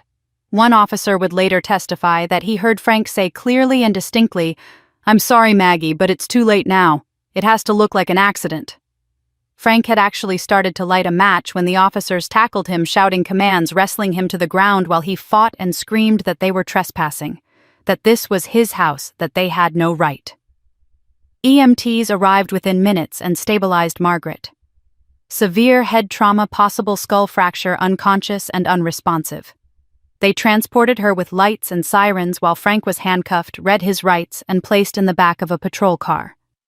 The small flame he'd managed to light before being tackled had caught on some newspaper, but officers extinguished it immediately. The house reeked of gasoline but stood intact, preserved as a crime scene. I sat in the hospital waiting room for 18 hours while Margaret underwent emergency surgery to relieve pressure on her brain. The neurosurgeon, a tired-looking woman in her 40s, explained that Margaret had fractured her skull and sustained significant bleeding, but they'd managed to stop it. "The next 48 hours are critical," she said. "If she wakes up, if there's no infection, if the swelling stays controlled, she should recover. But it's too early to know if there will be cognitive effects." When Margaret finally opened her eyes, disoriented and in pain, Detective Morrison was at her bedside. I watched through the window as the detective leaned close and asked Margaret what she remembered. Margaret's voice was barely a whisper, but the detective's expression went hard and cold as she listened. When she came out, she met my eyes and said, her first coherent statement was, "He knew I was there. He saw me on the floor. He was going to light the match anyway. He was going to let me burn." My phone rang an hour later. It was Lily, her voice ragged with crying. "Vanessa, the police called me. They told me to come to the station, that I need to bring an attorney, that Dad's been arrested for trying to kill Mom. This can't be real. Please tell me this isn't real. I swear I didn't know about any of this. I swear. You have to believe me." I closed my eyes, exhausted beyond measure. "Lily, I believe you. Come to the hospital. Mom's alive. We can talk when you get here." Detective Morrison found me in the cafeteria an hour later, holding a cup of coffee I hadn't touched. She sat down across from me and slid a folder across the table. "The preliminary report," she said quietly. "Attempted murder, 2 counts, Margaret Sullivan and the responding officers who were endangered by the attempted arson. Arson in the 1st degree, insurance fraud, conspiracy. The evidence is overwhelming. Frank Sullivan isn't getting out of jail, Vanessa. Not for a very long time." The news of Frank's arrest hit the local paper within 24 hours, and by the end of the week, everyone in town knew the basic facts: attempted murder. Arson, a decades-long pattern of abuse and control. The headline read, "Local man arrested after attempting to kill wife in insurance fraud scheme." And suddenly the whispered conversations about me changed tone completely. People who'd looked at me with suspicion after I served the eviction notice now looked at me with something closer to respect, even admiration. I first noticed the shift at the grocery store 3 days after Frank's arrest. Mrs. Patterson, who'd always been kind, stopped me in the produce section with tears in her eyes. "Vanessa dear, I owe you an apology. Some of us were confused when we heard about the eviction notice, thought maybe you were being harsh. But now we understand you were protecting yourself and your mother from someone truly dangerous. I'm so sorry we doubted you." An elderly man I barely knew approached me at the checkout line. "My daughter left her husband after 20 years of him controlling every dollar, every decision," he said quietly. "It took her 5 years to build up the courage. What you did standing up to that man, you probably saved your mother's life. You did the right thing." His voice cracked and he squeezed my hand before walking away. At church that Sunday, Pastor Michael mentioned during announcements that Margaret Sullivan was recovering from injuries and asked for prayers and practical support. Within an hour, there was a meal train organized online with every slot filled for the next 6 weeks. Women I'd known for years, but who'd kept their distance, came up to me after the service sharing their own stories in hushed voices. One woman told me about her father who'd isolated her mother for 40 years. Another described a brother who'd financially exploited their elderly parents. "It takes courage to name abuse," one woman said, "especially when it's family. Thank you for showing us that boundaries aren't betrayal." The fire chief, Tom Reynolds, found me after church and asked if he could say something publicly. I nodded, not sure what he meant, and he stood up during coffee hour and addressed the room. "I want everyone to know that 5 years ago, Vanessa Sullivan made an anonymous donation that allowed our department to purchase new thermal imaging equipment and updated breathing apparatus. That equipment was used the night we responded to the incident at Maple Drive. The officers who entered that house to save Margaret Sullivan had the tools they needed because of Vanessa's generosity years ago. She's been serving this community quietly for a long time." The room burst into applause, and I felt my face flush with embarrassment, and something that felt almost like vindication. Margaret spent 2 weeks in the hospital recovering from her skull fracture and the surgery to relieve the pressure on her brain. Her cognitive functions returned gradually, and the neurologist was cautiously optimistic that she'd make a full recovery. During her second week, James Chen visited her hospital room with divorce papers prepared through his firm's pro bono domestic violence services. "I want to do this," Margaret said, her voice still weak but determined. "I need to do this." She signed the papers with a shaking hand, and then she did something I hadn't expected. She recorded a video statement to be filed with the court and potentially used in Frank's criminal trial. I watched the recording later. Margaret sat propped up in her hospital bed, bruises still visible on her face, and spoke directly to the camera. "My name is Margaret Sullivan, and I've been married to Frank Sullivan for 37 years. For 37 years, he has controlled every aspect of my life through threats, manipulation, and coercion. He forced me to hide my daughter's true parentage and to treat her as less than family to maintain his facade. He threatened to take my children if I didn't comply. He isolated me from anyone who might have helped me see clearly." Her voice strengthened. "I let him control me. I let him hurt my daughter, Vanessa.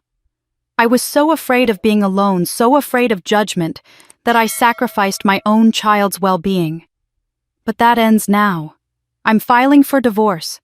I'm supporting the criminal prosecution. And I'm asking the court to ensure that Frank Sullivan never has the opportunity to contact me or my daughter Vanessa again." The divorce filing included comprehensive restraining orders and a request that all marital assets be frozen pending investigation of Frank's insurance fraud and financial crimes. Margaret was finally, after decades, choosing herself and her daughter over fear. Lily's situation was more complicated. Detective Morrison had brought her in for questioning 2 days after Frank's arrest, and Lily had arrived with a public defender who specialized in white-collar crime. I wasn't present for the interview, but the detective told me later that Lily had been completely cooperative, providing full access to her phone, laptop, and email accounts without requiring a warrant. The evidence painted a picture of a young woman who'd been manipulated into financial crimes by both her father and her husband, but who'd had no knowledge whatsoever of the arson plot. The emails showed Lily's involvement in the fraud scheme with Ethan, the shell companies, the inflated invoices, all of it documented in her own words. But there was nothing about the fire, no mention of insurance fraud related to the house, no indication she knew her father was planning to commit murder. The most significant discovery was an unsent draft email on Lily's laptop dated 1 week before her wedding. The prosecutor showed it to me in her office, asking if I wanted to read it before they decided how to handle Lily's case. The email was addressed to Ethan. "I can't do this anymore. I keep thinking about Vanessa and how she's always been there for this family, even when we treated her like garbage. What we're doing to her company is wrong. Dad says she's too stupid to notice, but I don't think that's true. I think she's just trusting, and we're betraying that trust. I want to stop. I want to come clean. Maybe if we confess and pay the money back, she'll understand. She's always been more forgiving than we deserved." Lily had never sent the email. When questioned about it, she'd broken down crying and said she'd been too afraid of disappointing Frank, afraid of Ethan's anger, afraid of being cast out of the only family structure she'd ever known. The prosecutor had offered Lily full immunity from the fraud charges in exchange for her complete cooperation and testimony against both Frank and Ethan. "She's a victim too," the prosecutor had told me. "Maybe not to the extent your mother was, but she was raised in a toxic environment and manipulated by the two men who should have protected her. We want the architects of these schemes, not the tools they used." I'd agreed, though it wasn't really my decision to make. Justice didn't require Lily's destruction, it required accountability from the men who'd engineered these crimes. 3 weeks after Frank's arrest on a rainy Thursday evening, my doorbell rang. I opened it to find Lily standing there, soaked through mascara running down her cheeks, carrying a small suitcase. She looked smaller than I'd ever seen her, diminished and afraid. "I have nowhere else to go," she said, her voice breaking. "Ethan's been arrested. Dad's in jail. Mom's still recovering, and I can't face her after what I did. I know I don't deserve your help, but I'm asking anyway. And there's something about our family you need to know, something I just found out. Please, Vanessa, please." I stood in the doorway for a long moment, looking at my sister dripping rainwater onto my welcome mat, her eyes red and desperate. Every instinct told me to protect myself, to keep my boundaries firm, to remember the cruelty and the betrayal. But I also saw something I'd never seen before in Lily's face, genuine fear and vulnerability stripped of all performance. "Come in," I said, stepping aside. "You're soaked through." I gave her a towel and made tea while she changed into dry clothes in my bathroom, emerging in sweatpants and an old college sweatshirt, looking younger than her 35 years. We sat in my living room, the rain drumming against the windows, and for several minutes neither of us spoke. Finally, Lily wrapped her hands around the warm mug and began to talk. "I knew about Ethan's fraud," she said, her voice barely above a whisper. "I signed papers for those shell companies. I helped him set up the invoicing structure. The prosecutor showed me all the emails, and I couldn't deny any of it because it was all true." She looked up at me, tears streaming down her face. "But I need you to understand how it started, how Dad got me into this." She explained that Frank had been coaching her since childhood, with a very specific message: she was his only real daughter, the biological child, the one who mattered. Vanessa was charity temporary, someone they could discard whenever they chose. "He told me that your adoption could be reversed if you ever got too demanding or ungrateful," Lily said. "He said you were here because we were generous, not because you belonged. And he made it clear that my job was to remind you of your place." The wedding comment hadn't been spontaneous cruelty, she confessed. 2 days before the ceremony, Frank had pulled her aside and given her explicit instructions. "He told me to put you in your place publicly in front of witnesses so everyone would see you weren't real family. He said once people understood you were just adopted, nobody would question it when we took the house back and you had no claim to anything. He coached me on exactly what to say. I felt sick hearing this understanding that the sister I'd resented for years had been as much a puppet as I'd been a victim. "Why didn't you refuse?" I asked, though I already suspected the answer. Because he said if I didn't do exactly what he wanted, if I wasn't perfect, he'd tell everyone that Mom had cheated on him and that I wasn't even his real daughter. Her voice broke completely.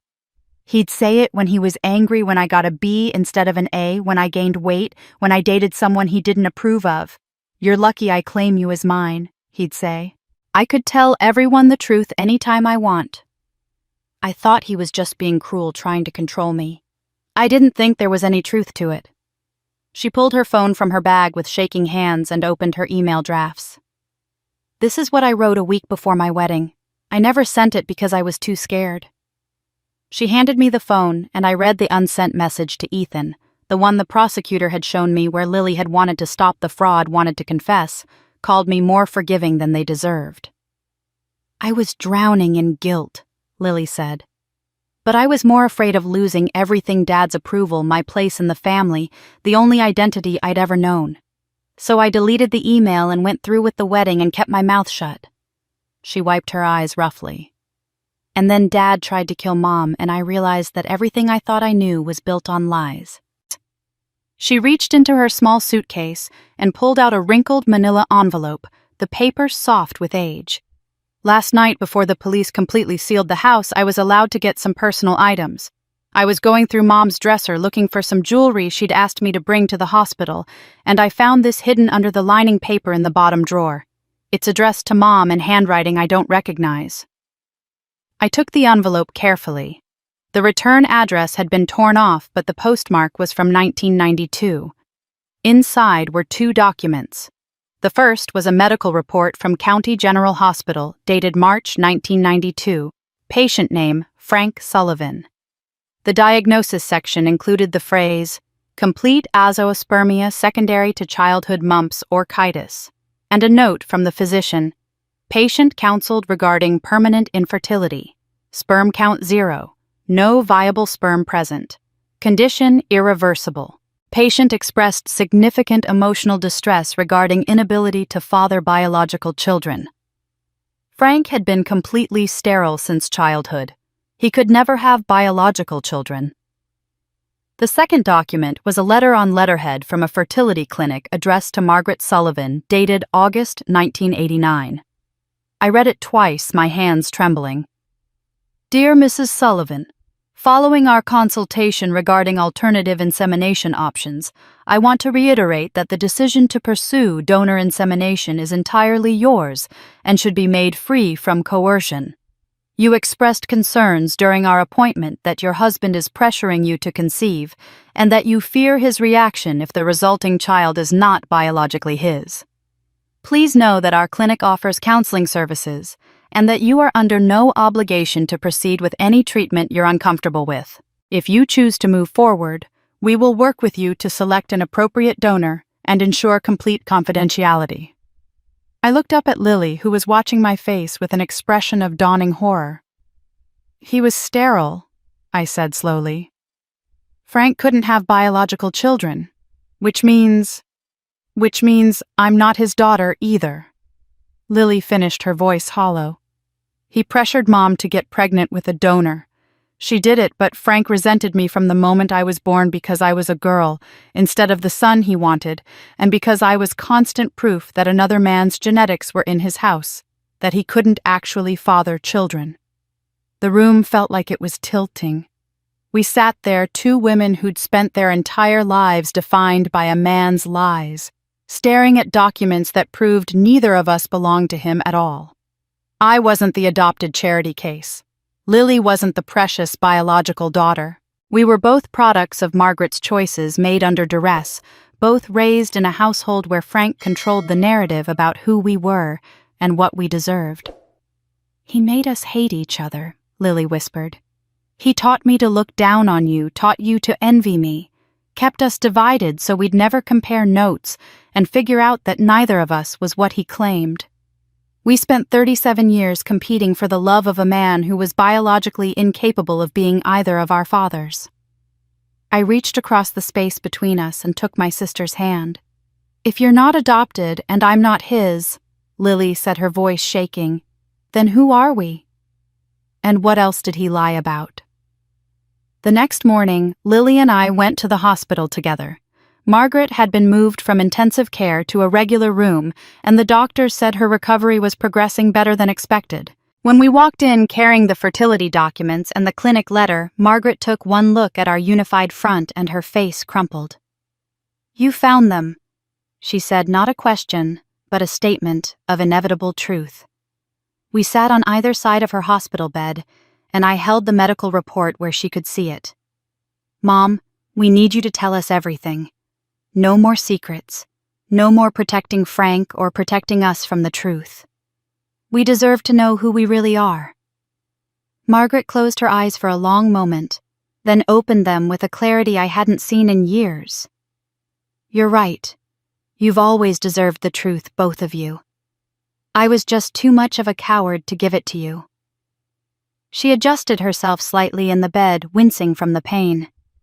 "After Frank forced me to pretend Vanessa was adopted after he made me seal those court records and erase Robert from our lives, he became obsessed with having his own child. A son, specifically. He wanted to prove his masculinity, his legacy, all the things Robert's death had stolen from him." She explained that about a year after they married, Frank had started pressuring her to get pregnant. When months passed without conception, he insisted they both get fertility testing. The results devastated him: complete sterility from a childhood case of mumps that had caused permanent damage. "He raged for weeks," Margaret said quietly. "Broke things, screamed at me like it was somehow my fault. Then he came up with his solution: I would conceive with a sperm donor, but he would choose the donor, control the entire process, and we would never tell anyone. The child would be his in every legal sense, and I was forbidden from ever acknowledging the truth." Lily's hand found mine across the bed, both of us bracing for what came next. "Frank went through his business contacts and selected Dr. Marcus Chen," Margaret continued. "Marcus was a pediatrician, highly educated, successful, everything Frank wanted to claim as his own genetics. Marcus had agreed to anonymous sperm donation to help couples struggling with infertility. He never met me. He doesn't know you exist, Lily. The clinic handled everything clinically artificially. Frank made sure there was no possibility of any emotional connection or future claim." "Why did he treat me so badly if I was what he wanted?" Lily asked, her voice breaking. Margaret reached for Lily's face with her uninjured hand. "Because you were a girl, sweetheart. Frank wanted a son to carry on his name, his legacy. When you were born female, he felt betrayed by fate or God or me, I was never sure which. And you were living proof of his inadequacy, his inability to father children himself. Every time he looked at you, he saw another man's DNA thriving while his own genetic line ended. So he took out his resentment on you through impossible standards, constant criticism, and withholding the love you deserved." I thought about all those years of Lily being told she was the precious biological daughter while I was the disposable adopted one. The entire hierarchy had been a lie designed to keep us both under Frank's control through different forms of psychological torture. "Do you have any information about Dr. Chen?" I asked. "Does Lily have a right to know him?" Margaret nodded and reached for her bedside table, pulling out her phone. She scrolled through her photos and found an image she'd apparently kept hidden for years, a scanned page from an old medical directory showing a professional headshot. Dr. Marcus Chen looked to be in his late 30s in the photo, with kind eyes behind wire-rimmed glasses and a gentle smile. "He specialized in pediatric care," Margaret said. "He retired about 5 years ago. Frank chose him because he was intelligent and accomplished, but Frank hated the thought of me feeling any gratitude toward Marcus even though I'd never met him. That's part of why Frank treated Lily so cruelly. He was punishing both of us for the existence of another man in our family tree." Lily stared at the photo of the man who was biologically her father, tears streaming silently down her face. "He looks kind," she whispered. "He was known for being compassionate with children and families," Margaret said. "Everything I heard about him suggested he was a good man who genuinely wanted to help people. Nothing like Frank." The three of us sat in that hospital room as the full picture finally came into focus. Frank had built an entire family structure on lies and coercion. He'd forced Margaret to hide my true parentage, then forced her to conceive Lily through a donor he selected and controlled. He'd created a false hierarchy where I was the adopted charity case and Lily was the treasured biological daughter, when in reality neither of us had any genetic connection to him whatsoever. The competition he'd engineered between us, the cruelty he'd encouraged, the division he'd maintained, all of it served to keep us weak, separated, and under his control. "I'm so sorry," Lily said, looking at me across Margaret's bed. "I'm so sorry for every cruel thing I said, every time I made you feel less than, every moment I participated in his lies. I thought I was the real daughter and you were the outsider, but we were both just tools he used against each other." "We were both his victims," I said, squeezing her hand. "You were programmed to hurt me from childhood. That's not your fault. That's his." "But I'm an adult now," Lily insisted. "I should have questioned it. I should have seen through it. I'm responsible for my own actions even if he planted the ideas." "You're right," I said, and she flinched slightly. "You are responsible. But you're also here now being honest, trying to make it right. That matters. We were both trapped in his story. But we don't have to keep being his story. We can write a new one." Margaret sobbed, openly reaching for both of us. "I let him control all of us.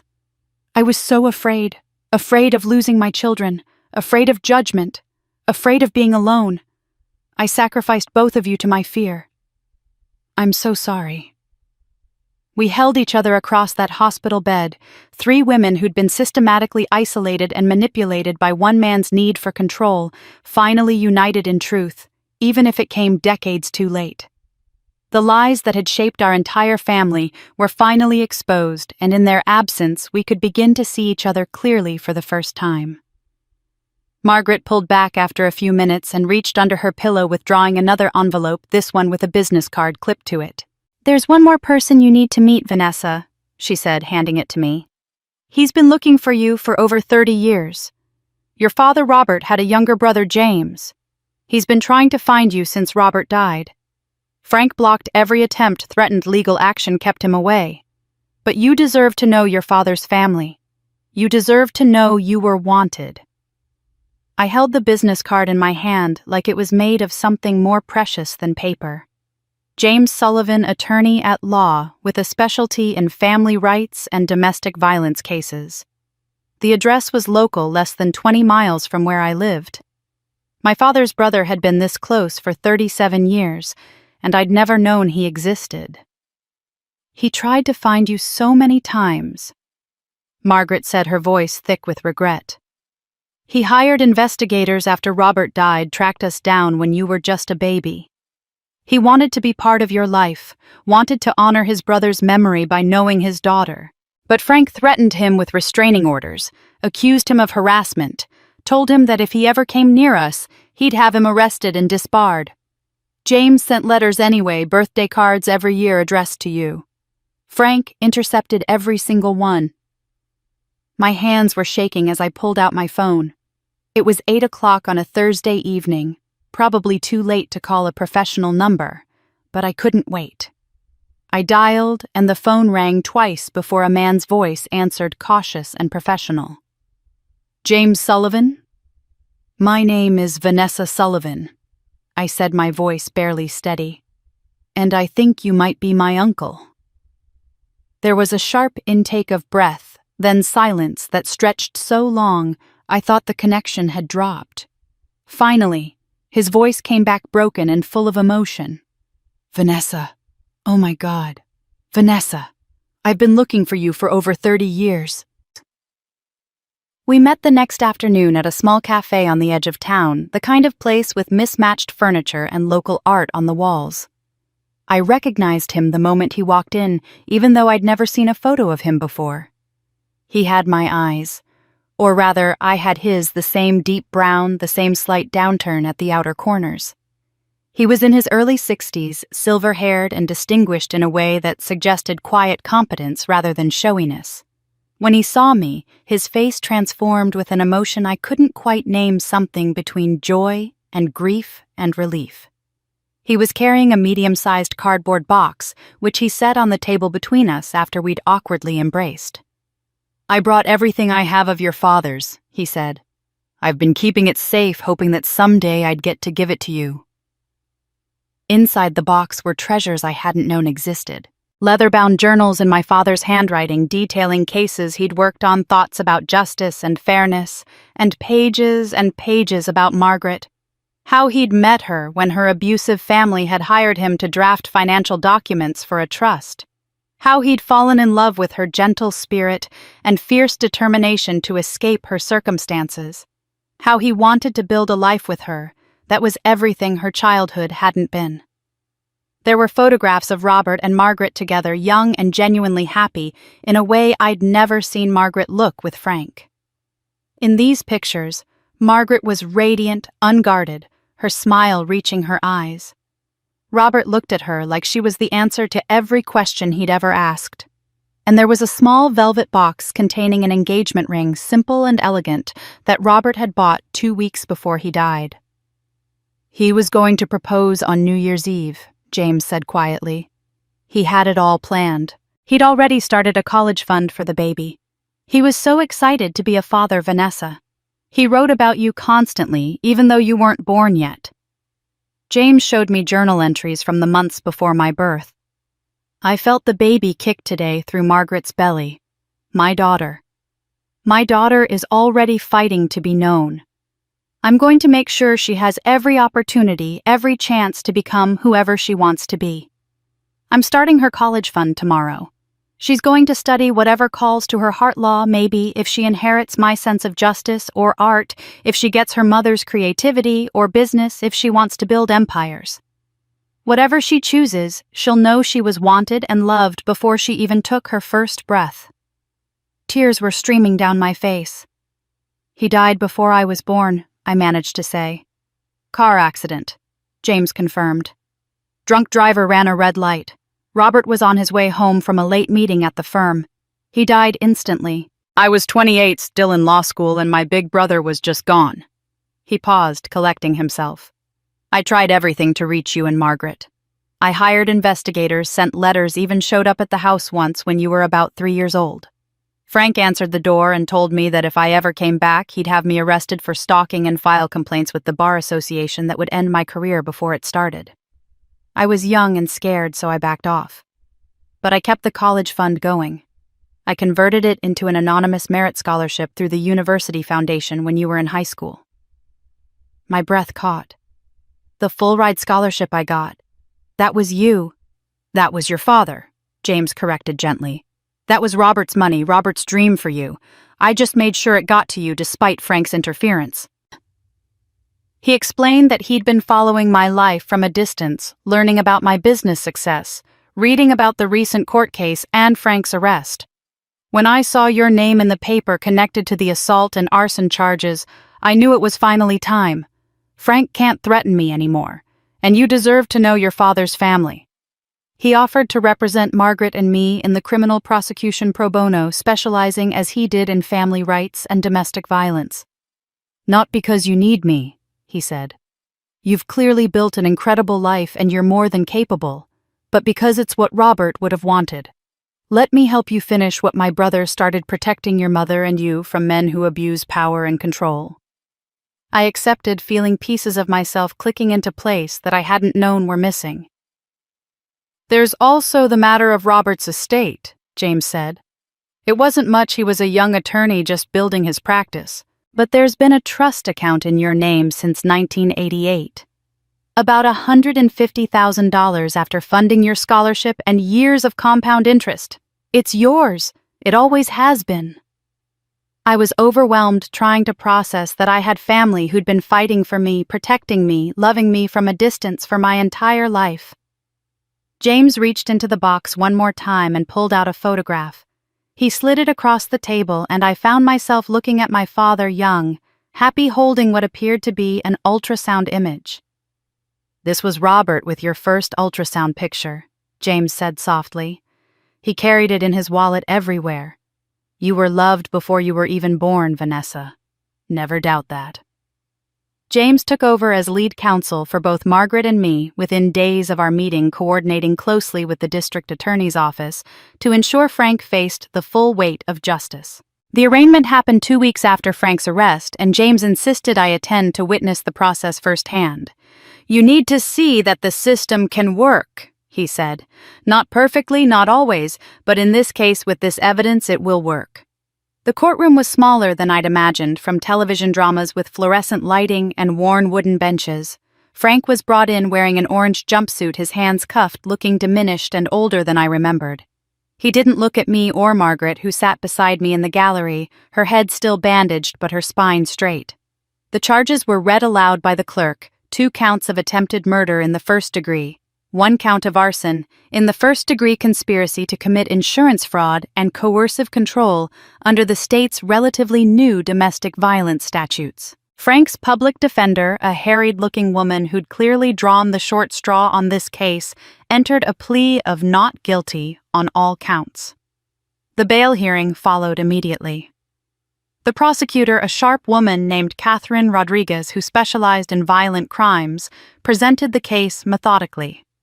She detailed Frank's decades of controlling behavior, the premeditated nature of the arson plan, the flight risk indicators, including inquiries Frank had made about property in the Cayman Islands 6 months prior, and the frozen bank accounts that showed suspicious transfers totaling nearly $300,000 to offshore holdings. Frank's attorney argued weakly for reasonable bail, citing his age, his ties to the community, and his lack of prior criminal record. James stood and requested permission to address the court as counsel for the victims. He presented Margaret's medical records, the security footage showing Frank preparing to light the match even after seeing Margaret unconscious, and the life insurance policies that demonstrated financial motive for murder. Judge Patricia Williams, a woman in her 60s with steel gray hair and no tolerance for nonsense, reviewed the materials with pursed lips. "Mr. Sullivan," she said, looking directly at Frank, "the evidence suggests you planned and attempted to execute the murder of your wife for financial gain, endangered law enforcement officers in the commission of that crime, and have the means and apparent will to flee prosecution. Bail is set at $500,000 cash." She brought down her gavel with a sharp crack. Frank's face went pale. With his accounts frozen, there was no way he could make bail. He was remanded to county jail to await trial, and as the bailiff led him away, he finally looked at me. I met his gaze steadily, my hands relaxed in my lap, feeling nothing but the quiet satisfaction of watching justice proceed through proper channels rather than revenge. Ethan's case moved faster. Facing 8 to 10 years in federal prison for wire fraud and conspiracy, he took a plea deal within 3 weeks of Frank's arraignment. His attorney negotiated a reduced sentence of 5 years in exchange for complete cooperation and testimony against Frank. I wasn't present for Ethan's formal plea hearing, but James provided me with transcripts of his statement to prosecutors. Ethan had thrown Frank completely under the bus in an attempt to save himself. He detailed conversations where Frank had explicitly discussed sharing the insurance payout from the burned house, confirmed that Frank had been the architect of the entire fraud scheme, and provided the most damning testimony of all Frank had said during one planning session. "If Margaret happens to be in the house when it goes up, that's another $2 million from her life insurance. We make sure she's inside." The transcript made me physically ill, seeing in black and white that Frank had actively planned my mother's murder for money. Lily, who read the same transcript at the prosecutor's office, had called me afterward, her voice hollow. "I married a man who was willing to let my mother burn to death for a cut of insurance money," she'd said. "How did I not see who he was?" "Because he showed you the version of himself he wanted you to see," I'd told her. "Like Frank did to all of us." Lily filed for divorce from Ethan, immediately citing fraud, conspiracy, and irreconcilable differences. She wanted nothing from the marriage, no assets, no settlement, just a clean legal separation from a man who'd used her as a pawn in criminal schemes. The corporate side of the case resolved separately. My company's board of directors, after reviewing the complete audit findings and consulting with legal counsel, made several decisions. They would not prosecute Lily, recognizing her cooperation and the coercive environment she'd been raised in. However, they terminated all contracts with Cole Logistics Solutions immediately and filed a civil lawsuit to recover the approximately $400,000 in fraudulent payments. Ethan's company, already damaged by his criminal charges and the loss of its major contracts, collapsed within a month. He had no assets to satisfy the judgment. The lawsuit would follow him for years, a financial shadow he'd never escape even after serving his prison sentence. My company also issued a public statement that James helped draft. Meridian Supply Corporation commends Vanessa Sullivan for identifying potential fraud involving family members and reporting it immediately according to company protocol and legal requirements. Her actions demonstrate the integrity and ethical standards we expect from all employees and leadership. Ms. Sullivan has been cleared of any wrongdoing and continues in her position with our full confidence and support. That statement, published in the business section of the regional paper and posted on the company website, mattered more than I'd expected. In my professional community, reputation is everything, and having my integrity publicly affirmed by my own company after turning in family members was a vindication that reached beyond the courtroom. 2 months after Frank's arraignment, James met with Catherine Rodriguez to review the prosecution's case strategy. He called me afterward, his voice carrying a note of grim satisfaction. Catherine says with Ethan's testimony, the security footage, the insurance policies, and Margaret's statement, they're confident they'll get a conviction. Frank Sullivan is looking at 25 years to life. At 65 years old, that's effectively a life sentence. He'll die in prison, Vanessa. With Frank's criminal case moving forward and the evidence of his fraud thoroughly documented, there remained one final legal question to resolve: who actually owned the property at 847 Maple Drive. The house itself had been damaged in the arson attempt, though not destroyed, and stood empty as a crime scene for weeks before being released back to me. James filed a motion for declaratory judgment, asking the court to formally establish ownership beyond any possible challenge.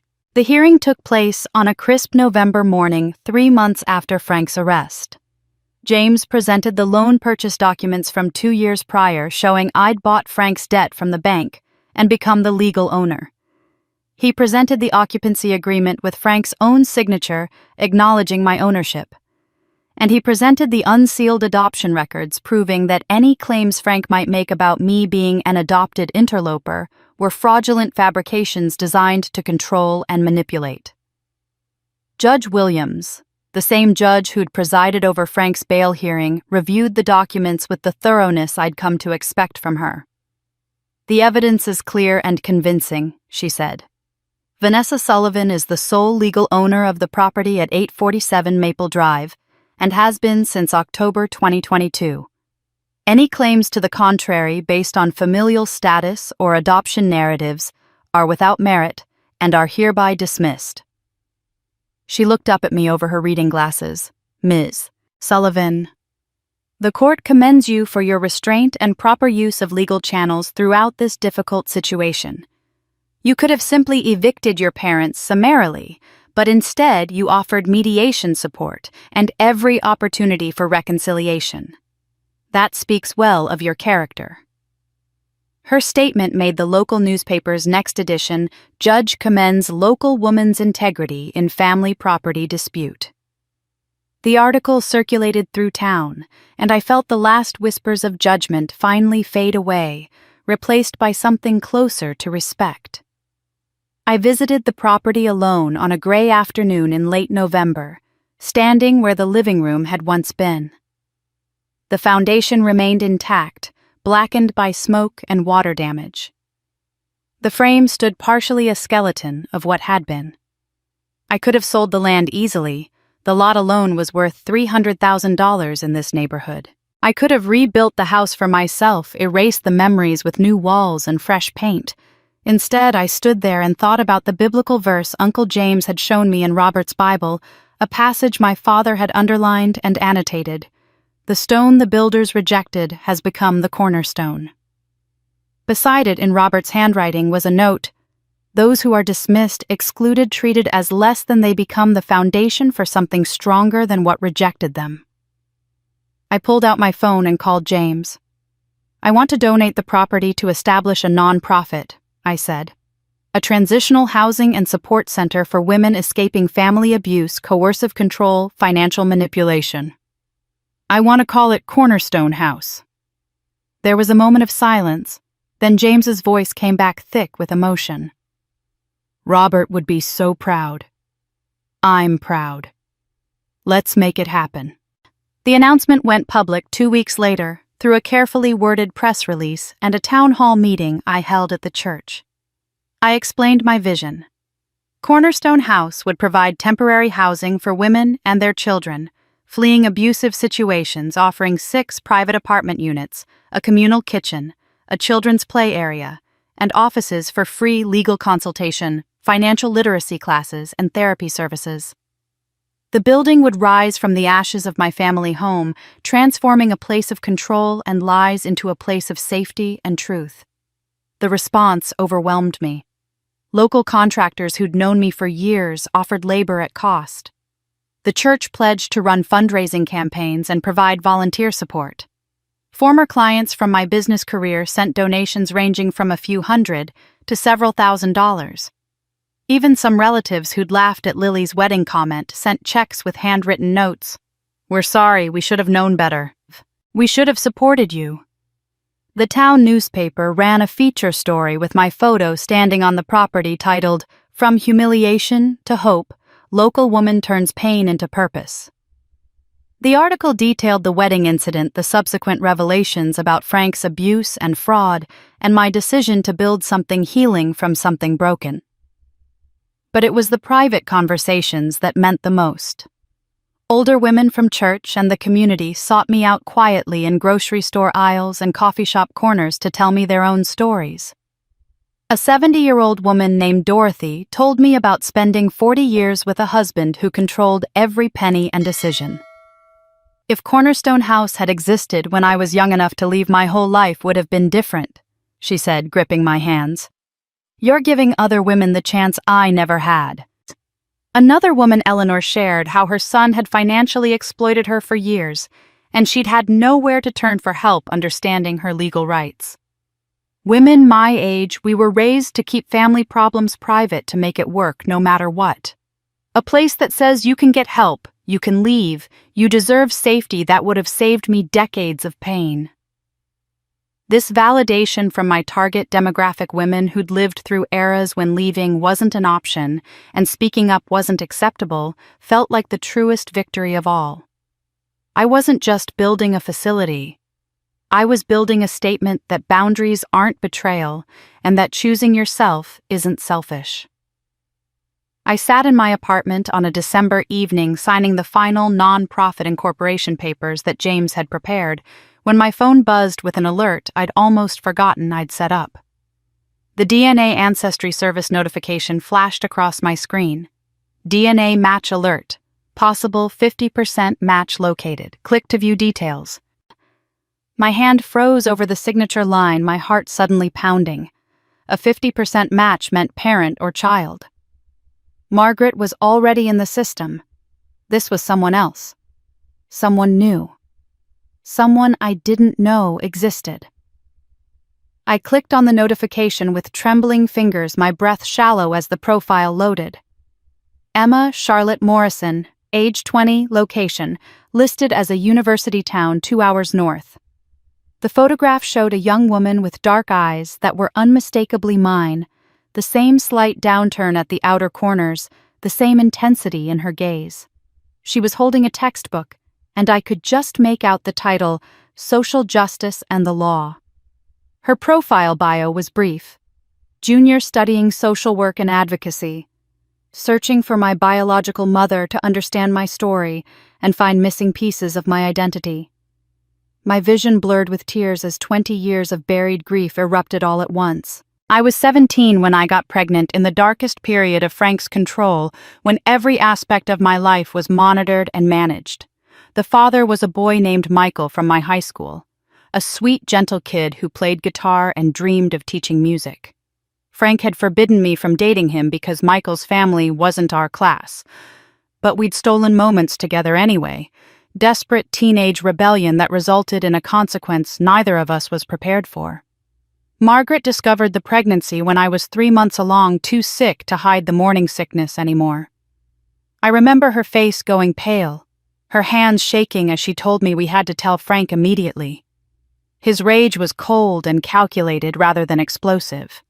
He sat me down at the kitchen table and explained that I would finish the pregnancy quietly, that he'd already contacted an adoption attorney, and that I would sign the papers immediately after birth. "This baby will go to a good family who can actually provide for it," he said, his voice flat. "You will never see it, never contact it, and never speak of this again. Do you understand?" I'd begged to keep the baby, promised I'd work, promised I'd do anything. Frank's response was to show me preliminary custody papers he'd already had drafted, claiming I was mentally unstable and unfit to parent, that both the baby and I would be removed from Margaret's care if I didn't cooperate. "Sign the adoption papers willingly, or I'll make sure you're declared incompetent, and the child goes into state foster care, where God knows what will happen," he said. "At least this way the baby goes to a stable home." I gave birth alone, Margaret not permitted in the delivery room per Frank's instructions. I held my daughter for less than 5 minutes before a social worker took her away.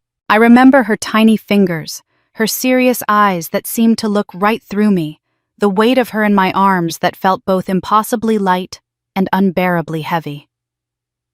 I signed the papers in a hospital room, my hand shaking so badly I could barely write my name, and then she was gone. For 20 years I'd carried that loss like a stone in my chest, never speaking of it, never acknowledging it, burying it so deep that I could almost pretend it hadn't happened. Almost. Now I clicked through to Emma's full profile and found a button labeled Send Message.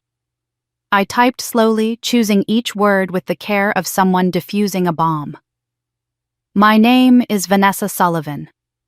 I believe I may be the person you're looking for. I'd like to meet you if you're comfortable and answer any questions you have. I've thought about you every single day for 20 years. If you want to talk, I'm here." I hit send, and then sat staring at my phone, my heart pounding so hard I could hear it in my ears. 53 minutes later, a response appeared. "I've been looking for you for 3 years. I obtained my adoption records when I turned 18, but so much was sealed or redacted. The DNA test was my last hope. Yes, please. When can we meet?" I called Margaret immediately, my voice shaking as I explained. She cried, remembering how Frank had orchestrated everything, how he'd forbidden her from comforting me afterward, how she'd failed me in yet another crucial moment. "I wanted to help you keep her," Margaret sobbed. "But he said he'd have you both taken away. I was so scared. I'm so sorry." Lily, when I told her, went very quiet for a long moment. "I had a niece this whole time," she finally said. "One more person Frank erased from our family. One more way he controlled all of us." She squeezed my hand. "I'm so glad she found you. I'm so glad you get a chance to know her." James helped me gather documents showing the coercive circumstances of the adoption, Frank's custody threat papers, the timeline proving I was a minor under Frank's control, medical records showing I'd asked to keep the baby and been overruled. "Emma deserves to know this wasn't abandonment," James said. "This was theft. Frank stole your daughter from you." I chose a cafe near Emma's university neutral territory in daylight and sent her the address. We agreed on Saturday at 2 in the afternoon. I barely slept Friday night, lying awake imagining every possible scenario. What if she hated me for giving her up? What if she blamed me for not fighting harder? What if 20 years was too long and too much had been lost? What if she took one look at me and decided I wasn't worth knowing? Saturday morning, I changed clothes 4 times, unable to decide what a mother should wear to meet the daughter she gave away 2 decades ago. I settled on simple jeans and a sweater, trying to look approachable rather than intimidating. I arrived at the cafe 15 minutes early and ordered tea. I didn't drink, my hands too unsteady to lift the cup. At 1:58, my phone buzzed with a text from Emma's number. "I'm here. I'm at the corner table by the window. I'm wearing a blue sweater. I'm ready to meet you, Mom." The word "Mom" broke something open in my chest. I stood up, my legs shaking, and turned toward the window. There she was, sitting at the corner table by the window, backlit by the winter afternoon sun. Emma looked up as I approached, and I saw my own face 20 years younger, mixed with something that must have come from her father Michael, a softness around the mouth, a gentle quality to her expression. But the eyes were unmistakably mine, and when she smiled tentatively, I saw Robert's nose from the photographs Uncle James had shown me, that same slightly upturned shape that made smiles look a little mischievous. We stood awkwardly for a moment, then moved into a hug that started careful and uncertain, but quickly became tight and desperate. She was taller than me by an inch, and she smelled like vanilla and coffee and hope. When we finally pulled apart, we were both crying. "I don't even know what to say," I admitted, sliding into the seat across from her. "Me neither," Emma said, laughing through tears. "I've practiced this conversation in my head 1,000 times, and now all my scripts are gone." So we just started talking haltingly at first, and then with increasing ease as the hours passed. Emma told me about her childhood with her adoptive family, the Morrisons, who lived in a suburb an hour north. "They were fine," she said carefully. "Not abusive or cruel, just distant.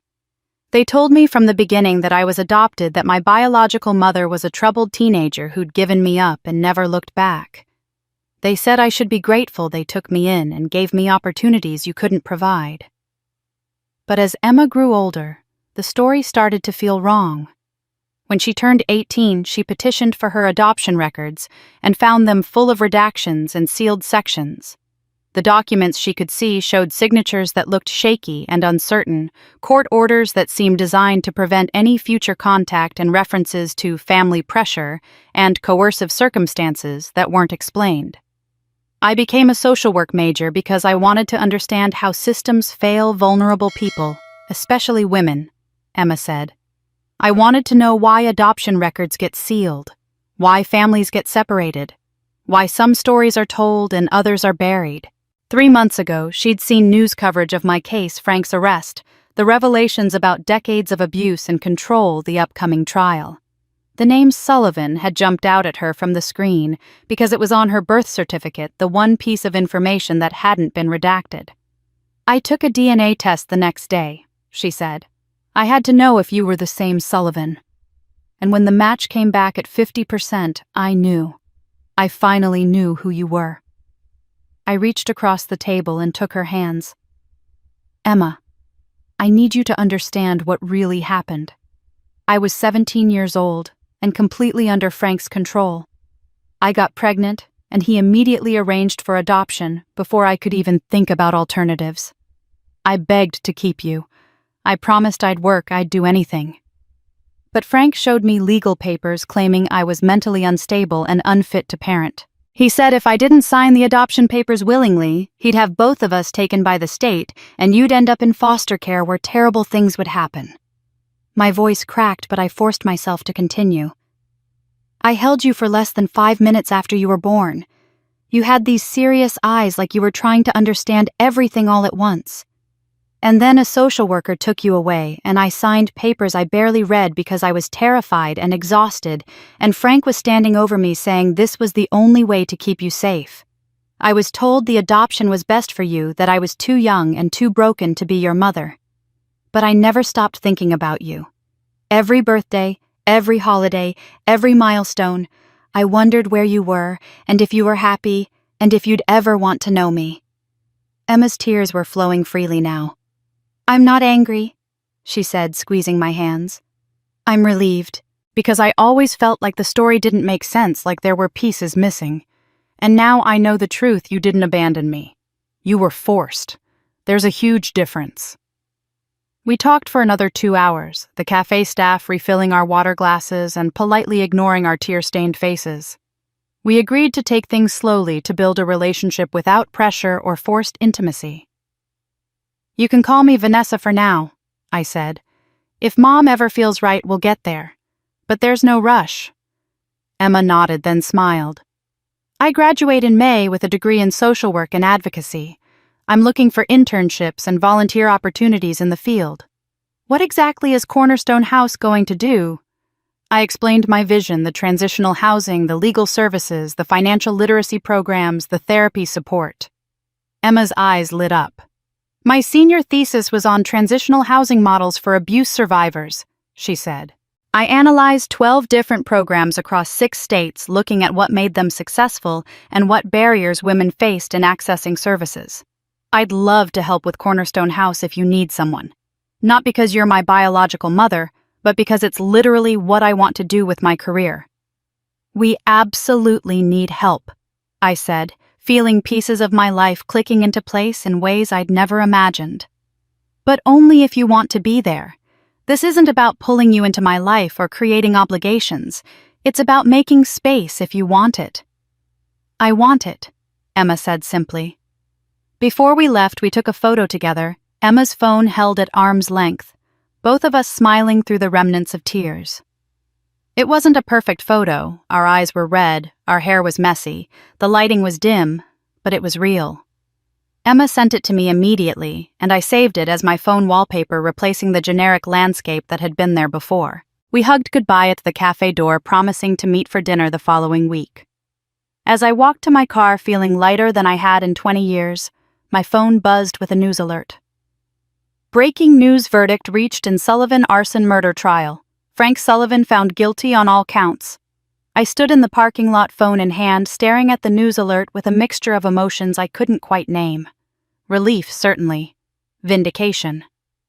But also a strange emptiness, the feeling that comes when a long battle finally ends and you realize you've been so focused on fighting that you're not sure what comes next. James called 30 seconds later. "You saw the news?" he asked. "Just now. Guilty on all counts. Every single one. The jury was out for 6 hours. Catherine said half of that was just paperwork and procedure. The actual deliberation took maybe 3 hours. The evidence was overwhelming." The sentencing hearing happened 2 weeks later. James had asked if I wanted to attend, and I'd said yes, needing to see this final chapter close in person. The courtroom was more crowded than during the arraignment, packed with reporters, community members, and people who'd followed the case. Margaret sat beside me, her hand in mine. Lily sat on my other side, her face pale but composed. Emma had offered to come for support, but I'd asked her to wait. There would be time for her to meet the rest of the family when this was truly over. Judge Williams called the court to order and asked if anyone wished to make victim impact statements. Margaret stood, her voice shaking but clear, and spoke about 37 years of living in fear of having her autonomy stolen, of watching her daughters suffer because she'd been too frightened to protect them. When she finished, she looked directly at Frank for the first time. "You tried to kill me. You almost succeeded. But I survived, and I'm free of you now. That's the only justice I need." The judge then turned to Frank, who stood in his orange jumpsuit, thinner and grayer than he'd been 6 months ago. She reviewed each count methodically before delivering her sentence. "Mr. Sullivan, you spent decades building a facade of respectability while systematically abusing and controlling the women in your family. You treated your wife and daughters as property to be managed, manipulated, and ultimately disposed of when they no longer served your purposes. You forced one daughter into an adoption narrative to hide your own inadequacies. You coerced your wife into conceiving a second daughter through donor insemination, then resented that child for not being the son you wanted. You manipulated both daughters against each other to maintain control, and when your control began to slip, when Vanessa set boundaries, you could not tolerate, you planned and attempted to commit murder for financial gain." She paused, letting the weight of her words settle over the courtroom. "This court's sentence reflects the severity of your crimes and the calculated cruelty with which you committed them. On count 1, attempted murder of Margaret Sullivan, I sentence you to 25 years to life. On count 2, attempted murder of law enforcement officers, I sentence you to 15 years to life to run consecutively. On the charge of arson in the first degree, 10 years.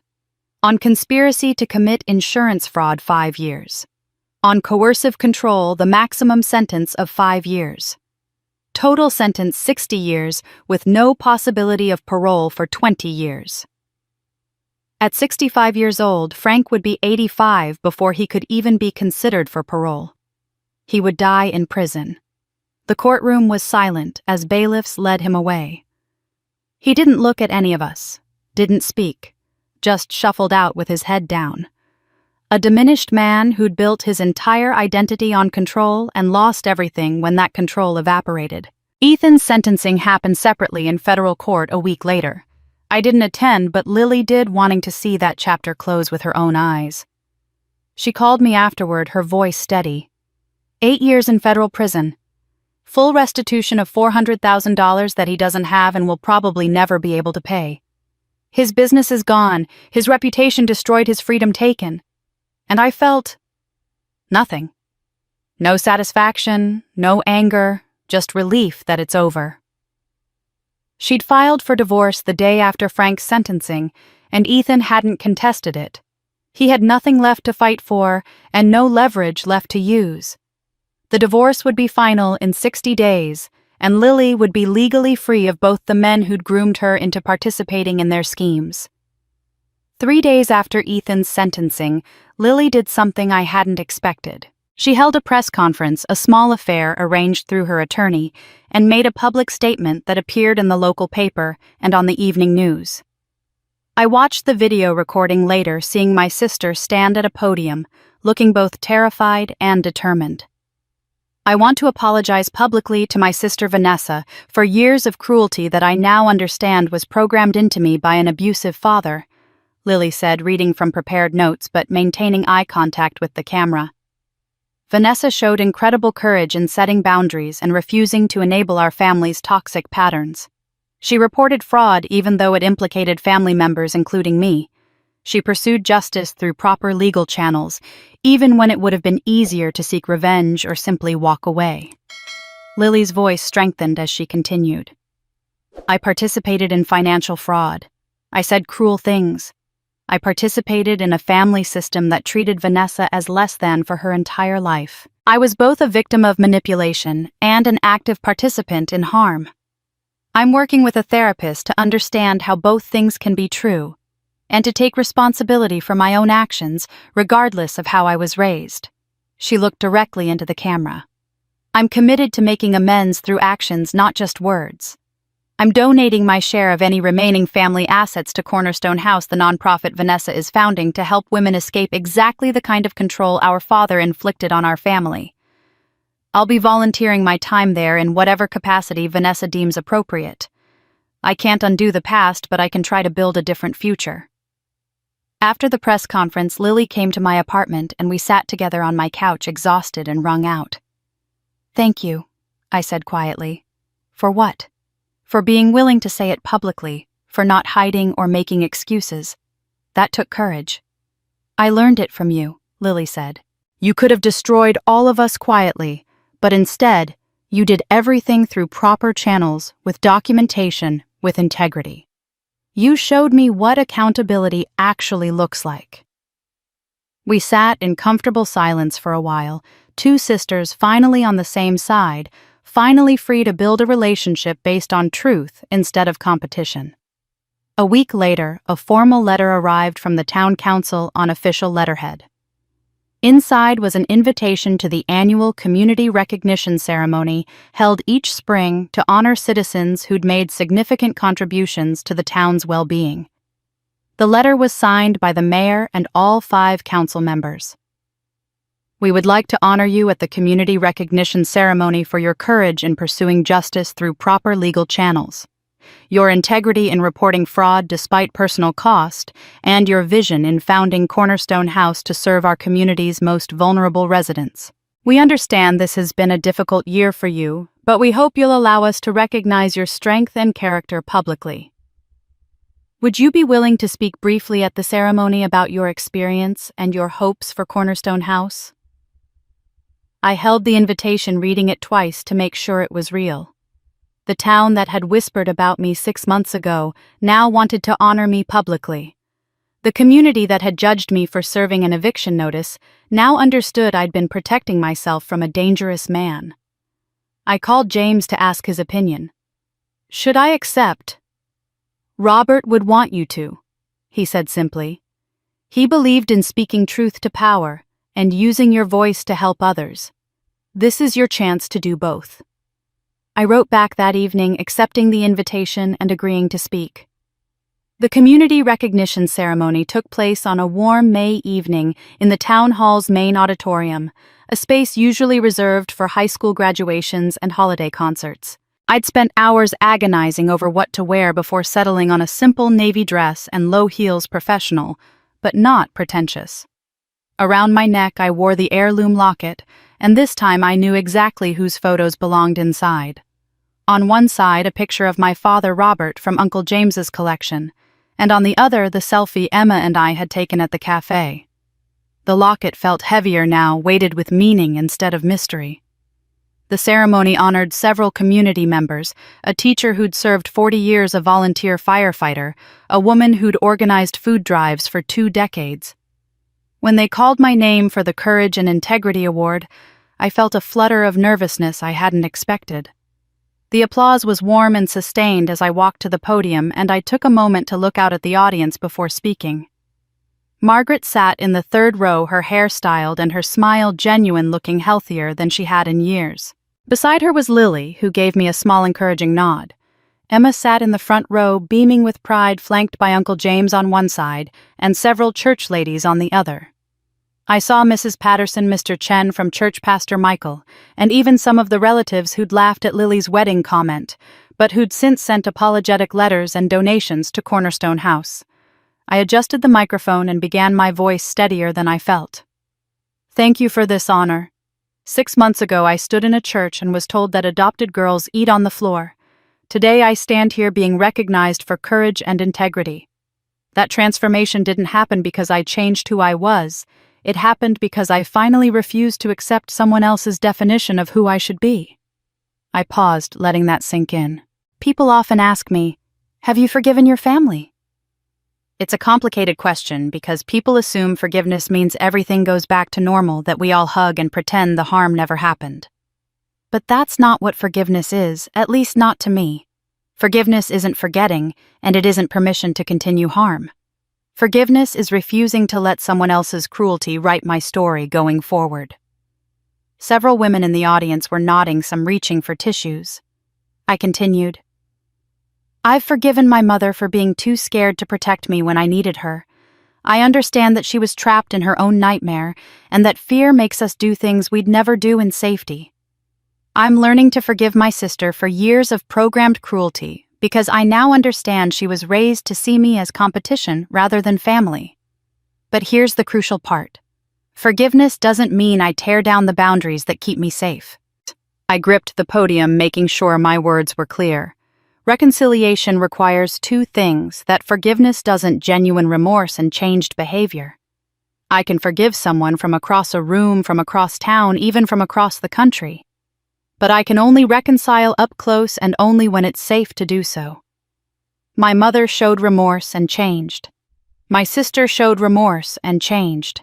That's why they're here tonight. But the man who hurt us all showed neither remorse nor change, which is why he's in prison. Both outcomes are justice, just different kinds. The room was absolutely silent, except for the soft sound of people crying quietly. I glanced at Margaret, who was weeping openly, and at Lily, who had her hand pressed to her mouth. There's a verse in Scripture, I continued, about the stone the builders rejected becoming the cornerstone. Uncle James showed me that verse in my father's Bible where he'd underlined it years ago. For most of my life, I believed I was rejected because I wasn't good enough, not pretty enough, not smart enough, not really family enough. But I understand now that I was rejected because I wouldn't break. And you can't build a healthy structure on something you've already broken. I saw several older women nodding vigorously, understanding this truth from their own lives. You can build an entire foundation on someone who stayed whole even when the world tried to shatter her. Cornerstone House will stand on that principle that the women who've been rejected, dismissed, and discarded are often the strongest foundations for a community that values dignity over dominance, truth over appearances, and safety over keeping secrets. I took a breath, feeling emotion rising in my throat. I want to thank this community for seeing past the gossip and the confusion to understand what was really happening. I want to thank Pastor Michael for teaching me that boundaries aren't unchristian, they're necessary. I want to thank Uncle James, who never stopped searching for me, who kept my father's memory alive, and who showed me that family can be found even after decades of separation. I looked at Margaret. I want to thank my mother for finally choosing truth and freedom over fear, even though it cost her everything she thought she needed. That took more courage than I think people realize. Then I turned to Lily. I want to thank my sister for being willing to say publicly that she was wrong for doing the hard work of understanding how she was both victim and participant, and for committing to make amends through actions instead of just words. Finally, I looked at Emma, whose eyes were shining with tears. And I want to thank Emma, my daughter, who I was forced to give up 20 years ago, but who found her way back to me anyway. She taught me that love can be found even in what was stolen. That time and distance don't erase connection, and that it's never too late to build something real out of something broken. The audience erupted in applause, a standing ovation that lasted for what felt like minutes, but was probably only 30 seconds. I stepped back from the podium, overwhelmed, as the mayor came to shake my hand and present me with a plaque I'd probably hang in the Cornerstone House lobby. As I made my way off the stage, an usher touched my arm gently. She was an older woman I recognized from church functions. "Ms. Sullivan," she said quietly, "there's a man here asking to see you. He came in late and is waiting in the hallway. He says he knew your father, Robert. His name is Dr. Marcus Chen." My heart stuttered. Marcus Chen. Lily's biological father. The man who had no idea she existed. Doctor. Marcus Chen turned out to be a kind-faced man in his early 70s with gentle eyes behind wire-rimmed glasses, exactly as he'd looked in the old photo Margaret had shown us. The conversation that followed was brief but profound. He'd read about the trial and recognized Margaret's name, put pieces together about timing and circumstances, and wanted to meet Lily if she was willing. Lily was willing, and their first meeting 2 days later was tearful and healing in ways neither of them expected. But that's a story that belongs to Lily, not to me. What belonged to me came 3 weeks after the ceremony when James called with news I'd been half expecting. Frank's attorney contacted me. Frank has been diagnosed with terminal liver cancer. Stage 4. The doctors give him 6 to 12 months. He's asked to see you. My first instinct was refusal, immediate and visceral. But James continued. He wrote you a letter. I've reviewed it for manipulation tactics and coercion patterns. It reads like a genuine attempt at apology, though I can't guarantee his motives. You're under absolutely no obligation to see him, Vanessa. You owe him nothing. I asked James to send me the letter, and I read it 3 times over the next 2 days. Frank's handwriting was shaky, his words uncharacteristically humble. He wrote about facing death and realizing that everything he'd built, the reputation, the control, the carefully maintained image, meant nothing. He asked if I would visit so he could apologize in person.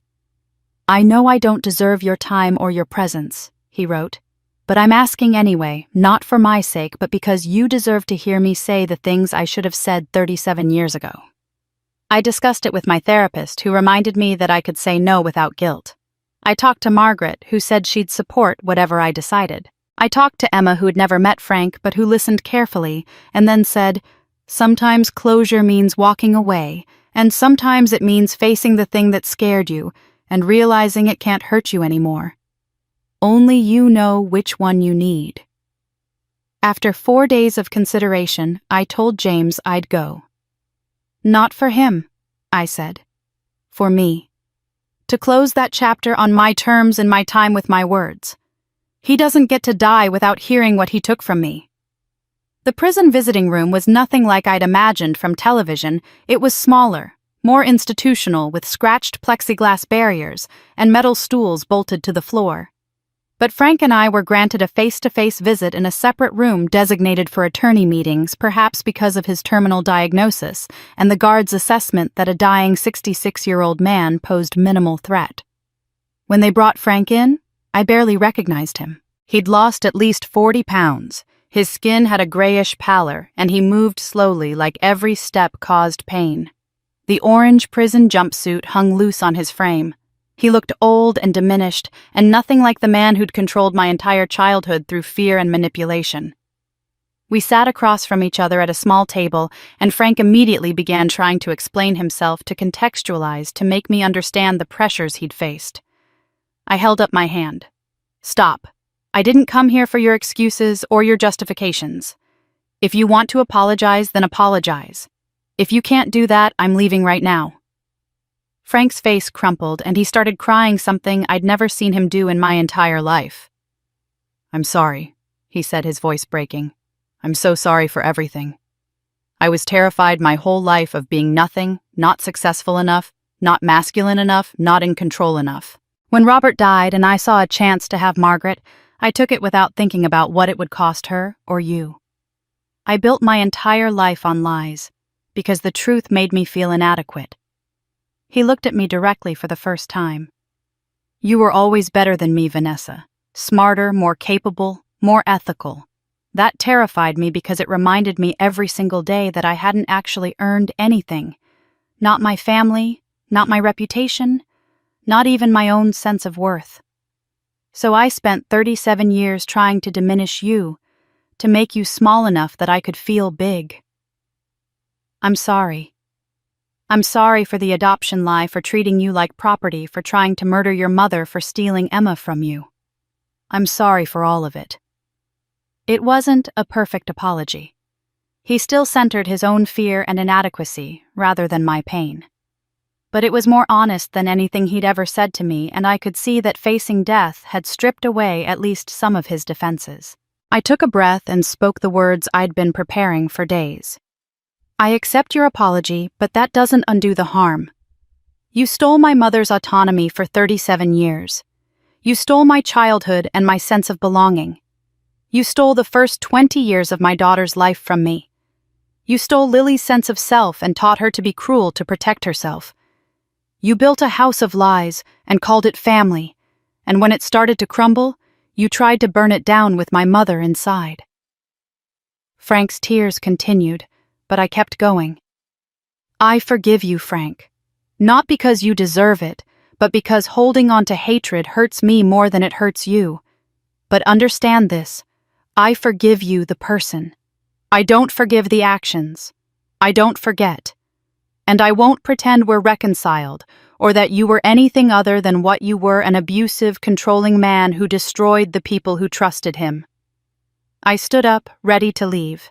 You're going to die soon, and you'll die knowing that your greatest legacy isn't your business deals or your reputation or the image you worked so hard to build. Your legacy is Cornerstone House, built on the land where your lies literally burned down. Women you tried to erase are being lifted up there. Daughters you tried to control are finding freedom there. That's your real legacy, the good that rose from your ashes. Frank nodded slowly, understanding, perhaps for the first time, that he was receiving more grace than he'd ever shown anyone else. Thank you for coming, he whispered. I know I don't deserve it. You don't, I agreed. But I deserve the chance to say these things to your face and to walk out of here on my own terms. Goodbye, Frank. As I walked out of that prison through the security checkpoints and metal detectors and locked doors, I felt something lift off my shoulders. Not because Frank had apologized or because he'd finally acknowledged his damage, but because I'd faced him from a position of strength and said everything I needed to say. I'd given him truth instead of comfort, honesty instead of reconciliation, and walked away knowing I'd done it not for him, but for myself. 3 months later, on a Tuesday morning in August, James called. "Frank passed away this morning. Liver failure. It was relatively quick at the end. There's going to be a small funeral, just the prison chaplain and whatever family shows up. No one expects you to go, Vanessa. You've given more than enough." He paused. "But Margaret called me. She asked if you'd help her write a eulogy. Not for Frank," she said. "For the life she survived." Margaret and I wrote Frank's eulogy together over coffee in my apartment, a surreal experience that felt more like exorcism than mourning. We spoke honestly about the man he'd been controlling, manipulative, abusive, but also acknowledged that he'd been shaped by his own fears and inadequacies. The eulogy Margaret delivered at the small funeral was brief and truthful. "Frank Sullivan was my husband for 37 years. He gave me 2 daughters, though not in the ways anyone knew.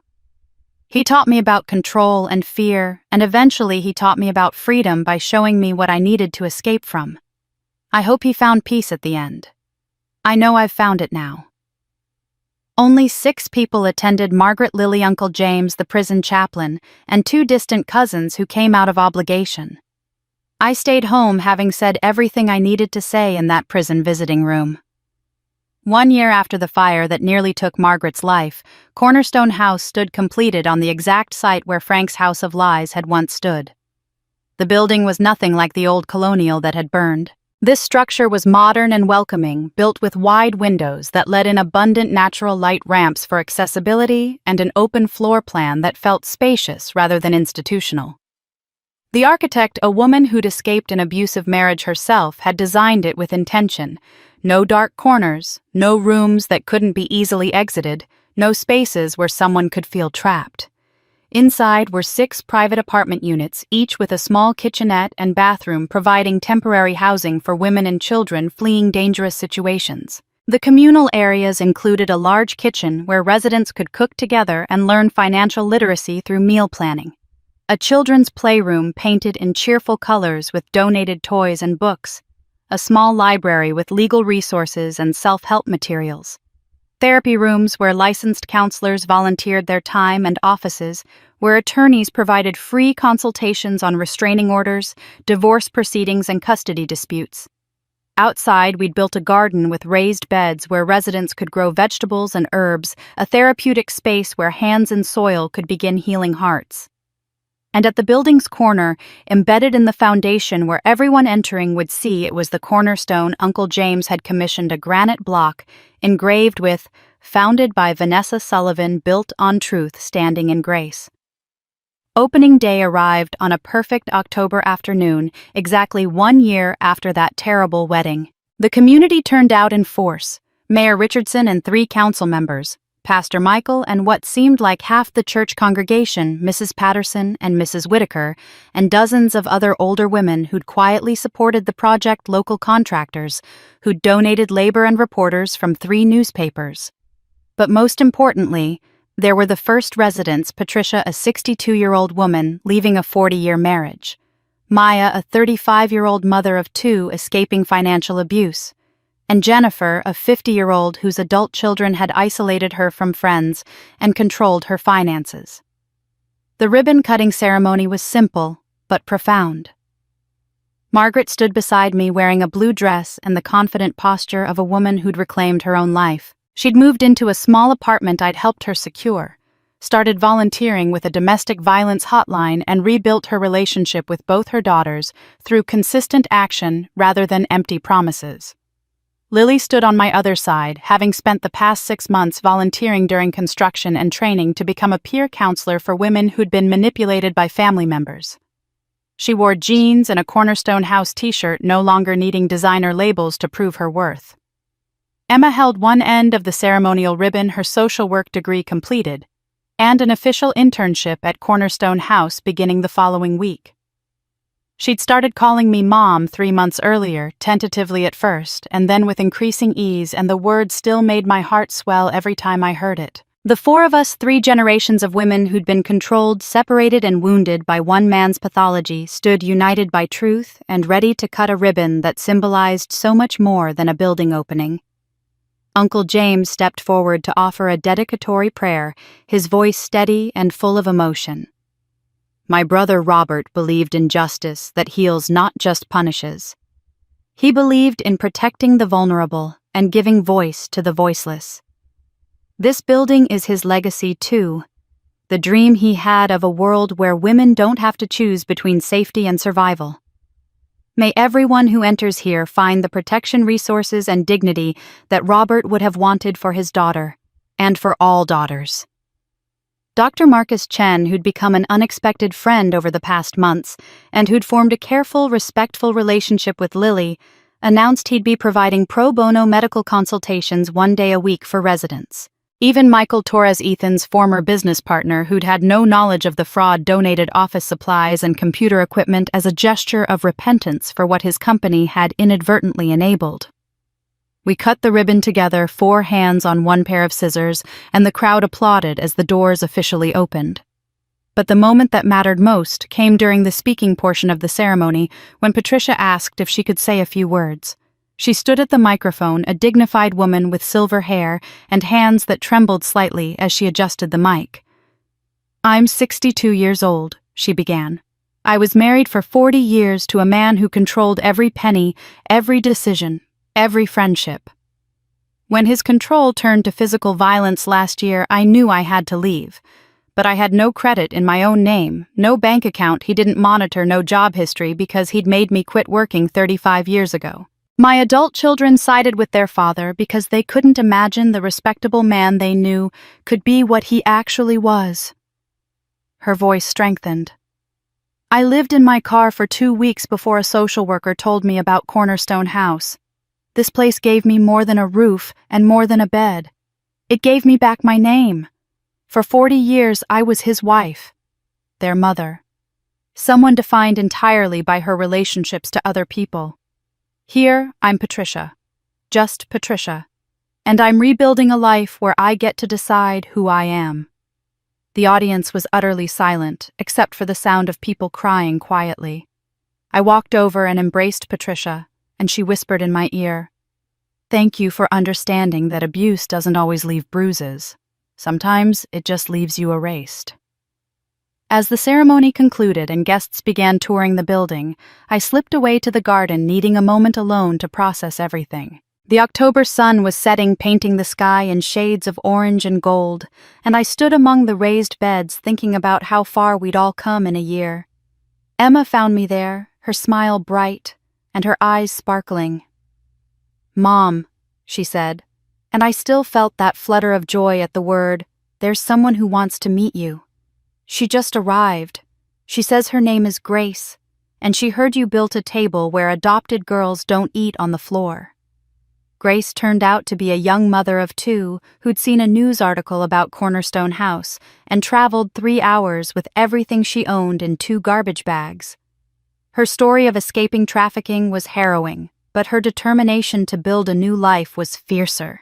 She became our 7th resident that day, and watching Emma guide her through intake procedures with professional compassion made me realize how far we'd all come from that terrible wedding 2 years ago. 2 years. It seemed impossible that only 2 years had passed since Lily told me to eat on the floor, since I'd driven away in that sedan, since I'd discovered the truth about my parentage and Frank's decades of control. But the calendar didn't lie, and neither did the data we'd been carefully tracking since Cornerstone House opened its doors. In 24 months, we'd served over 200 women and children. Our success rate staggered even the social workers who'd initially been skeptical. 85% of our residents achieved financial independence and secured permanent housing within 12 months of entering the program. We'd facilitated 73 restraining orders, 42 divorces, and countless custody agreements that protected children from abusive parents. We'd taught financial literacy to women who'd never been allowed to see a bank statement, provided therapy to those who'd been told their pain didn't matter, and offered legal counsel to people who'd been convinced they had no rights. The state took notice. In September, I received a formal letter from the governor's office informing me I'd been selected as the state's Humanitarian of the Year. The ceremony took place in the Capitol, in a gilded ballroom that felt absurdly fancy compared to the work boots and garden soil that were my daily uniform at Cornerstone House. Governor Martinez, a woman in her 60s who'd built her political career on criminal justice reform and victim advocacy, presented the award herself. Cornerstone House has become a model that 3 other counties are already replicating, she said, reading from prepared remarks while looking directly at me.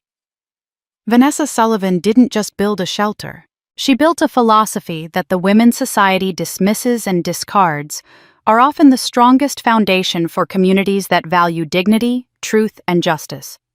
This award recognizes not just what she's built, but who she's inspired others to become. When I accepted the Crystal Award heavy and ornate in my hands, I kept my speech brief. I'm accepting this on behalf of every woman who was told she was too much or not enough, who was silenced or dismissed, who was treated as property instead of a person. You are the cornerstones. I just helped build the house. The celebration dinner afterward felt like a family reunion, though this family looked nothing like the one I'd grown up in. Margaret sat beside me, vibrant and purposeful in a way I'd never seen during her years with Frank. She'd become a peer counselor at Cornerstone House, specializing in helping older women who'd stayed in abusive marriages for decades, who felt too old to start over, who'd lost themselves so completely they couldn't remember who they'd been before marriage. I can help them, she'd told me once, because I am them. I'm just further down the road of getting myself back. Lily sat across from us, animated, as she described the new financial literacy curriculum she'd developed. She ran that program now, teaching women how to establish credit-open bank accounts their abusers couldn't access, read contracts, and protect themselves from economic manipulation. She'd learned those skills the hard way, and she taught them with the passion of someone who knew exactly what it felt like to be financially trapped. Her relationship with Dr. Chen, her biological father, had developed slowly into something warm and genuine. He sat beside her now, sharing stories about his grandchildren, and asking Lily thoughtful questions about her work. Emma, my daughter, had completed her master's in social work and taken the position of full-time program director at Cornerstone House. At 22, she brought fresh perspective and boundless energy, balancing my caution with bold new ideas about trauma-informed care and restorative justice practices. Watching her lead staff meetings and advocate for residents with the fierce protection of someone who understood what it meant to be separated from family made me proud in ways I couldn't fully articulate. Uncle James, now 74, served on our nonprofit board and still practiced law part-time, taking pro bono cases for Cornerstone residents. He'd become the grandfather figure I'd never had, and his presence at every major milestone reminded me that my father Robert's legacy lived on through all of us. On a golden October afternoon, 2 years and 2 weeks after opening day, I sat on the front porch of Cornerstone House, shelling peas with an unlikely group of women. Mrs. Whitaker, now 84, had come to us 6 months ago after her own children placed her in a nursing home, where staff stole her jewelry and ignored her requests for basic dignity. Grace, the young mother, sat beside her infant while her older daughter played in the garden. Patricia, our first resident, had moved into her own apartment, but came back weekly to volunteer and mentor newer arrivals. We sat in comfortable silence, punctuated by conversation, the kind of easy companionship that comes from shared understanding. My phone rang, and I recognized the number as the County Social Services Department from a neighboring region. Ms. Sullivan, this is Director Pamela Wu from Riverside County. We've been studying your Cornerstone House model extensively, and our county commission has approved funding to establish 3 similar facilities in our area. Would you be willing to consult on the project? We'd like to replicate not just your structure, but your philosophy. I looked around at the women on the porch at the building that had risen from literal ashes, at the garden where vegetables grew in soil that had once been soaked in gasoline meant to destroy evidence of crimes. Nothing good grows from hatred, but everything can bloom from truth if you give it the right conditions. Yes, I told Director Wu, I'd be honored to help.